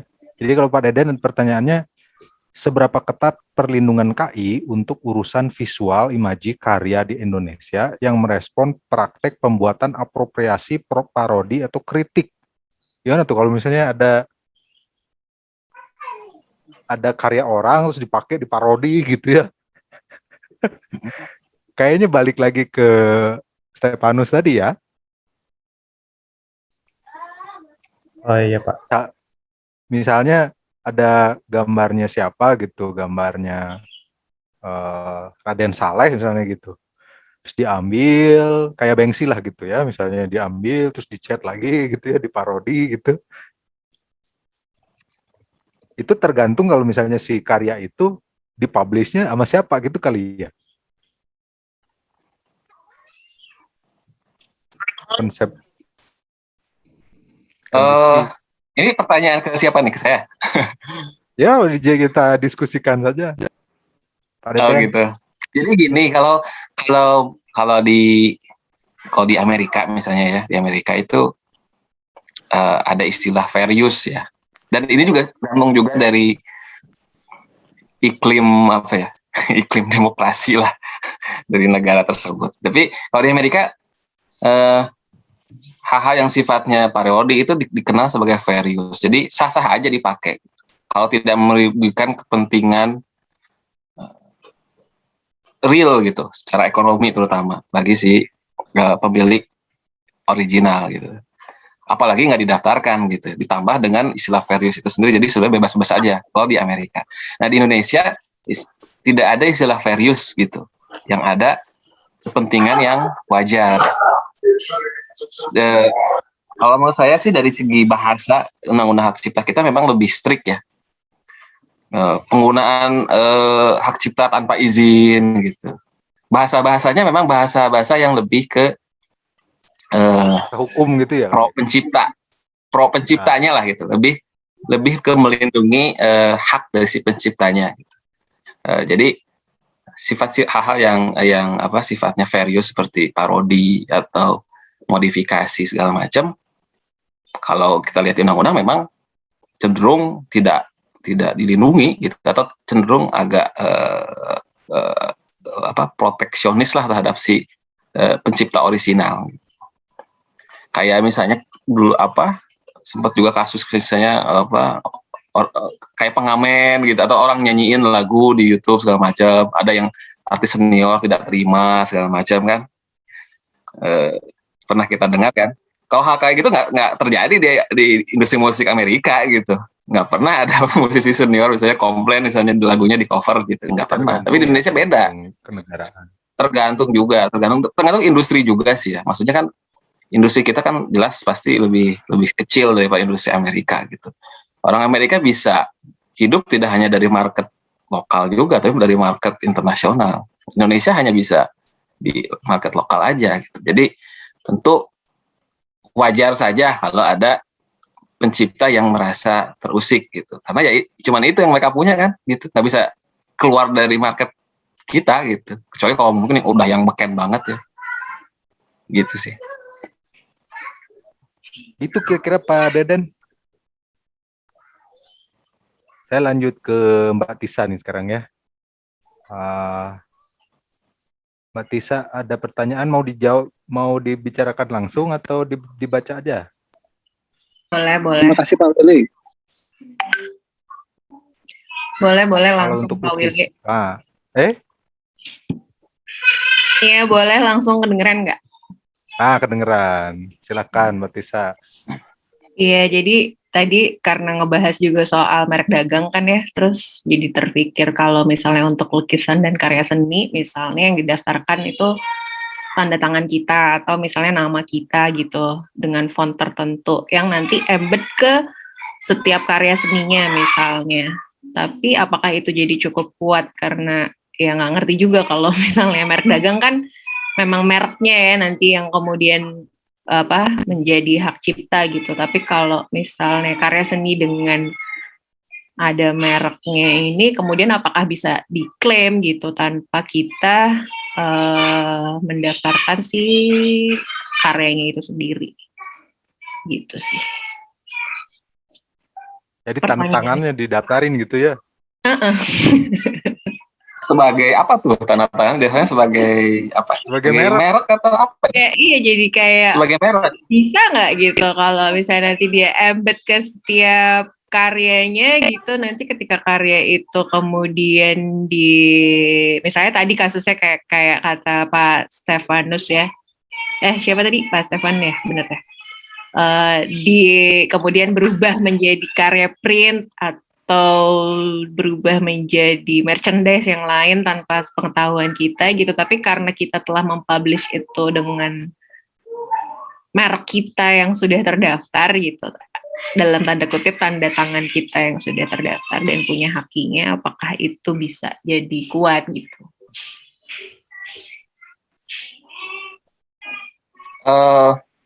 Ini sebenarnya kayaknya ngomongnya berbagai macam pelindungan ya.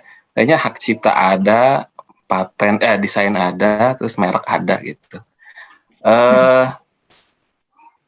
Ya mungkin kalau dibahasakan jadi bagaimana sih hubungan antara berbagai pelindungan ini gitu.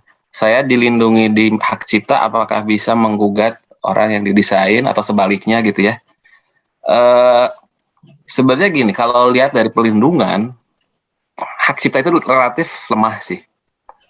Karena pada dasarnya hak cipta itu kenapa juga tidak perlu didaftarkan ya, karena poinnya itu untuk hak cipta itu dia adalah pengakuan originalitas gitu.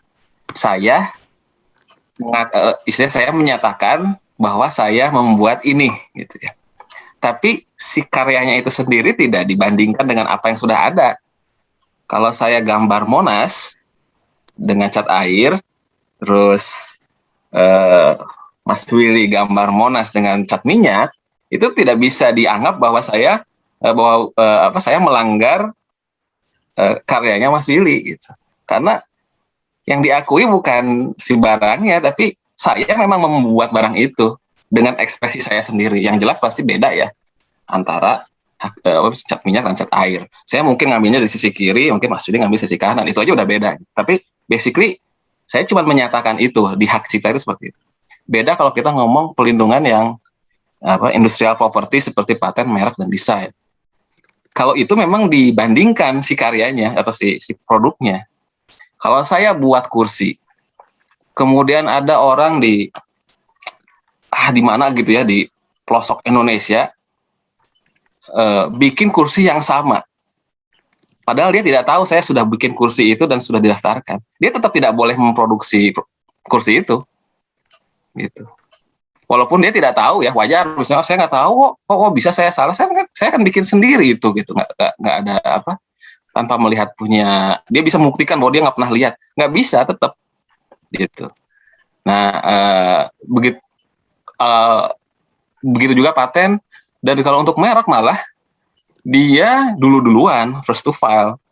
Saya sudah bikin merek A, daftarin, produk A itu tidak terlalu beken juga gitu. Tapi kemudian ada produk lain, dia daftarin A, lebih beken dari saya dalam perjalanannya gitu. Tapi ketika dia daftar, ternyata punya saya sudah terdaftar, dia tetap nggak bisa masuk gitu. Karena saya lebih dulu gitu. Jadi itu yang membedakan antara ya hak cipta dengan industrial property seperti paten, merek, dan desain. Bahwa untuk hak cipta itu agak longgar ya, agak longgar. Jadi kalau memang kedepannya ingin melindungi hak ekonomi, saya sarankan cari pelindungan di desain, paten, atau merek. Mana yang kira-kira paling cocok. Gitu. Kalau memang hanya sekedar ingin mencatatkan, oh saya buat ini pada tanggal sekian, silahkan ke hak cipta. Gitu. Tapi kalau udah terpikir, oh saya mau pakai ini untuk produk ini, untuk ini, saya ingin mencegah kompetitor meniru punya saya, nah itu jangan didaftarkan ke hak cipta, daftarin ke misalnya desain atau merek atau paten. Gitu. Ya kayak seperti itu. Oke. Kira-kira seperti itu, Teh Tisa. Iya, terima kasih Pak Rizky. Makasih Pak Willy ya. Terima kasih Bu Tisa. Di chat ya, ada mau sekalian nih nanti mungkin Stepanus bisa tambahin ya. Nah, dari Mas Peter Yan ya, bagaimana dengan pelukis yang menggambar karakter seperti Simpson, Mickey Mouse, terus kemudian secara visual masih terlihat mayoritas ya, terus dijual kembali. Nah itu mungkin sama ya dengan pertanyaan Pak Deden tadi mungkin ya, wilayahnya hampir sama di sana. Terus kemudian ada dari Mas Waluyo Hadi dari Nganjuk. Apakah karya seniman terkenal sudah didaftarkan? Siapa saja? Dan pengaruhnya dengan harga jual bagaimana gitu? Ini kayaknya mungkin nggak ngaruh kali ya dengan harga jual kali ya. Cuma apa ya istilahnya si ininya aja ya. Pencatatan kekayaan intelektualnya aja gitu kali ya. Terus kemudian ada dari Ibu Ira ya. Bagaimana jika kita gunakan karya seni sebagai bagian dari penulisan buku yang ber-ISBN, terus kemudian karya tersebut diambil dari IG seniman dan ditulis sumbernya. Jadi ngambil sumber terus ditaruh di buku gitu yang buatan, itu kira-kira melanggar haknya seniman atau enggak gitu? Monggo Kang. Itu tapi Rio ngacung tuh. Oh. Mungkin ada yang mau dijawab kali. Mas Rio mungkin ada ini. Ya, izin Pak Willy dan Pak Rizky. Mungkin saya mau sedikit menambahkan tadi dari pertanyaan Bu Tisa ya, terkait mendaftarkan tanda tangan sebagai sebuah merek. Sembari pembahasannya berlangsung, saya coba buka database PDKI Indonesia. Ternyata ada juga nih, J.K. Rowling itu mendaftarkan tanda tangannya sebagai merek. Mungkin bisa saya share ya linknya di sini.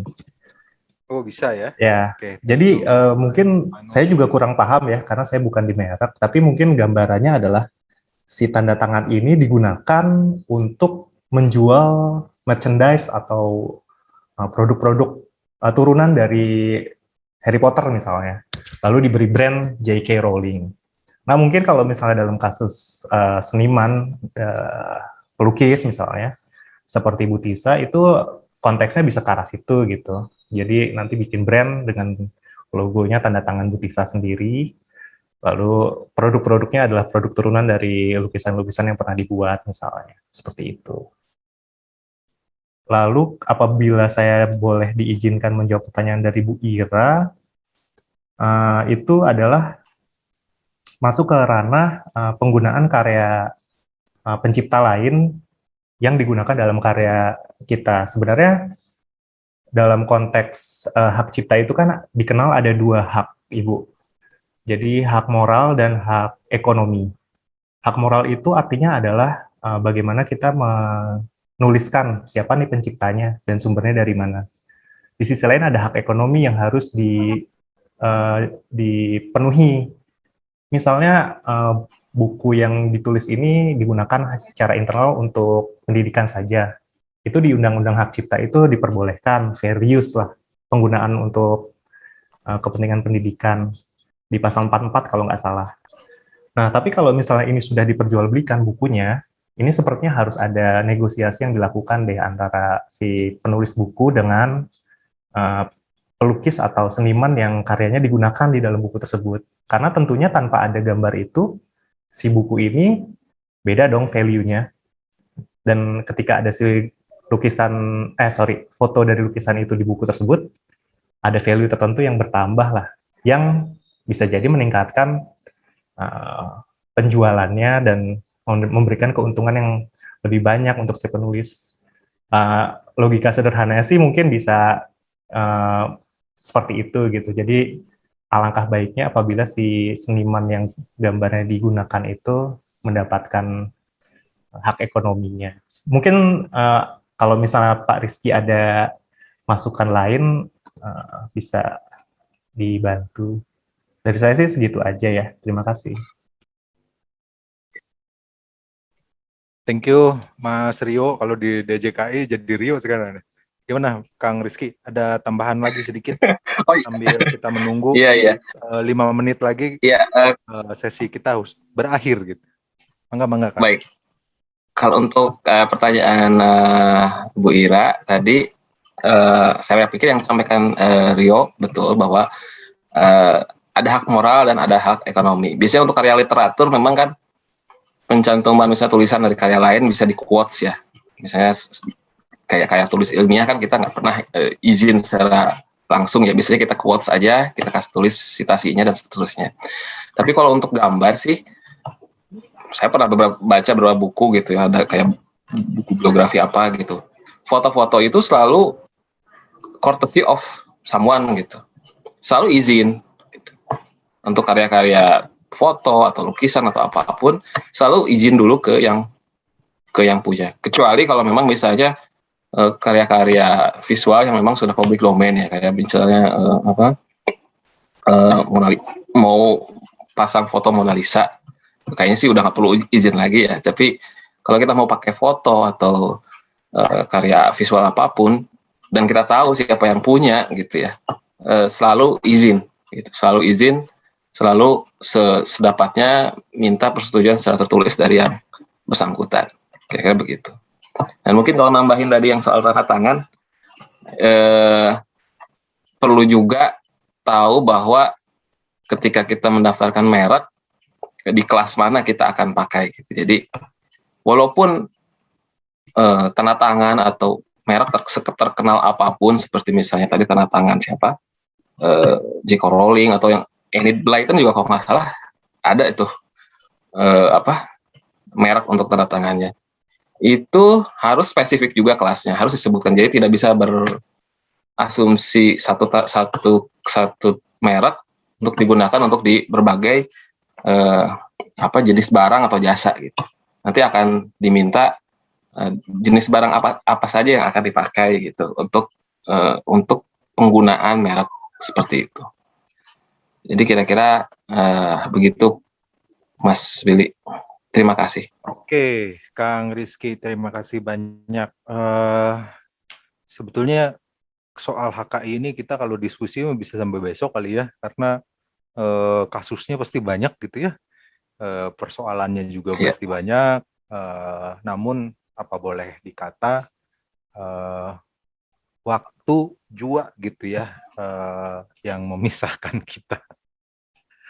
Kang Rizky, terima kasih banyak atas paparan dan diskusinya hari ini, yang kemudian ada backup juga dari Mas Stepanus Rio ya. Kalau dulu di kampus Stepanus dipanggilnya, sekarang jadi Rio gitu ya. Jadi Stepanus Rio. Thank you berat. Nanti ditraktir bakso ya Pak Rizky ya. Iya, siap. Baik, tanpa ingin di kantin ya Rio ya. Siap, tanpa ingin menyimpulkan sebetulnya persoalan HKI dalam terutama wilayah katakanlah seni rupa gitu ya khususnya memang bisa sangat luas sebagaimana kekayaan intelektual itu sendiri di recognize gitu ya. Bisa sangat terbuka dan sebetulnya sudah saatnya juga sih kalau menurut saya pribadi para seniman kemudian teman mahasiswa juga menyadari gitu persoalan kekayaan kita gitu walaupun kata Kang Rizky tadi mungkin kalau kreativitas gitu ciptaan seniman nggak habis-habis gitu ya nggak kayak uang di dompet gitu ya cepat habis gitu tapi kalau kreativitas mungkin terus ada gitu ya tapi kita harus mulai kiranya memperhatikan itu juga gitu dalam level yang sangat banyak gitu spektrumnya level paling sederhana memberikan announce pada publik gitu ya bahwa ini karya saya terus kemudian sampai wilayah istilahnya pencatatan secara resmi di DJKI nanti dapat sertifikat yang ada QR-nya juga gitu ya hingga misalnya masuk ke wilayah sertifikasi saya nyebutnya sertifikasi di wilayah kripto ya mungkin itu yang bisa saya simpulkan ya mudah-mudahan tidak begitu melenceng simpulannya gitu ya Kang Rizky, terima kasih banyak Bapak Ibu peserta sarasehan sesi 1 serta teman-teman mahasiswa. Terima kasih banyak sudah join di sesi 1 ini. Itu di chat Mas Stefanus Rio ini ya mengasih tautan lah untuk diskusi lebih lanjut. Mungkin kalau ada pertanyaan-pertanyaan ya bisa disampaikan lanjut ke DJKI atau ke Mas Rizky atau ke Mas Stefanus. Saya pikir itu untuk sesi 1 mungkin sebagai panitia gitu ya. Saya ingin menyampaikan juga ke Bapak Ibu peserta dan teman-teman mahasiswa yang mengikuti sesi 1 nanti akan ada sesi 2 ya. Yang lebih tidak kalah menarik gitu soal praktek di wilayah dari digital terus kemudian jadi material digital wah seru lah itu mungkin nanti Mas Joshua bisa menjelaskan lebih lanjut sesi berikutnya ya baik Kang Rizky thank you banyak atas waktunya ya Nuhun, sami-sami. lagi gitu sesi saya serahkan ke Mas Joshua kembali apa perlu foto dulu atau gimana gitu ya Pak Willy, enggak. mungkin untuk sesi 1 kita foto dulu ya, Pak Willy ya.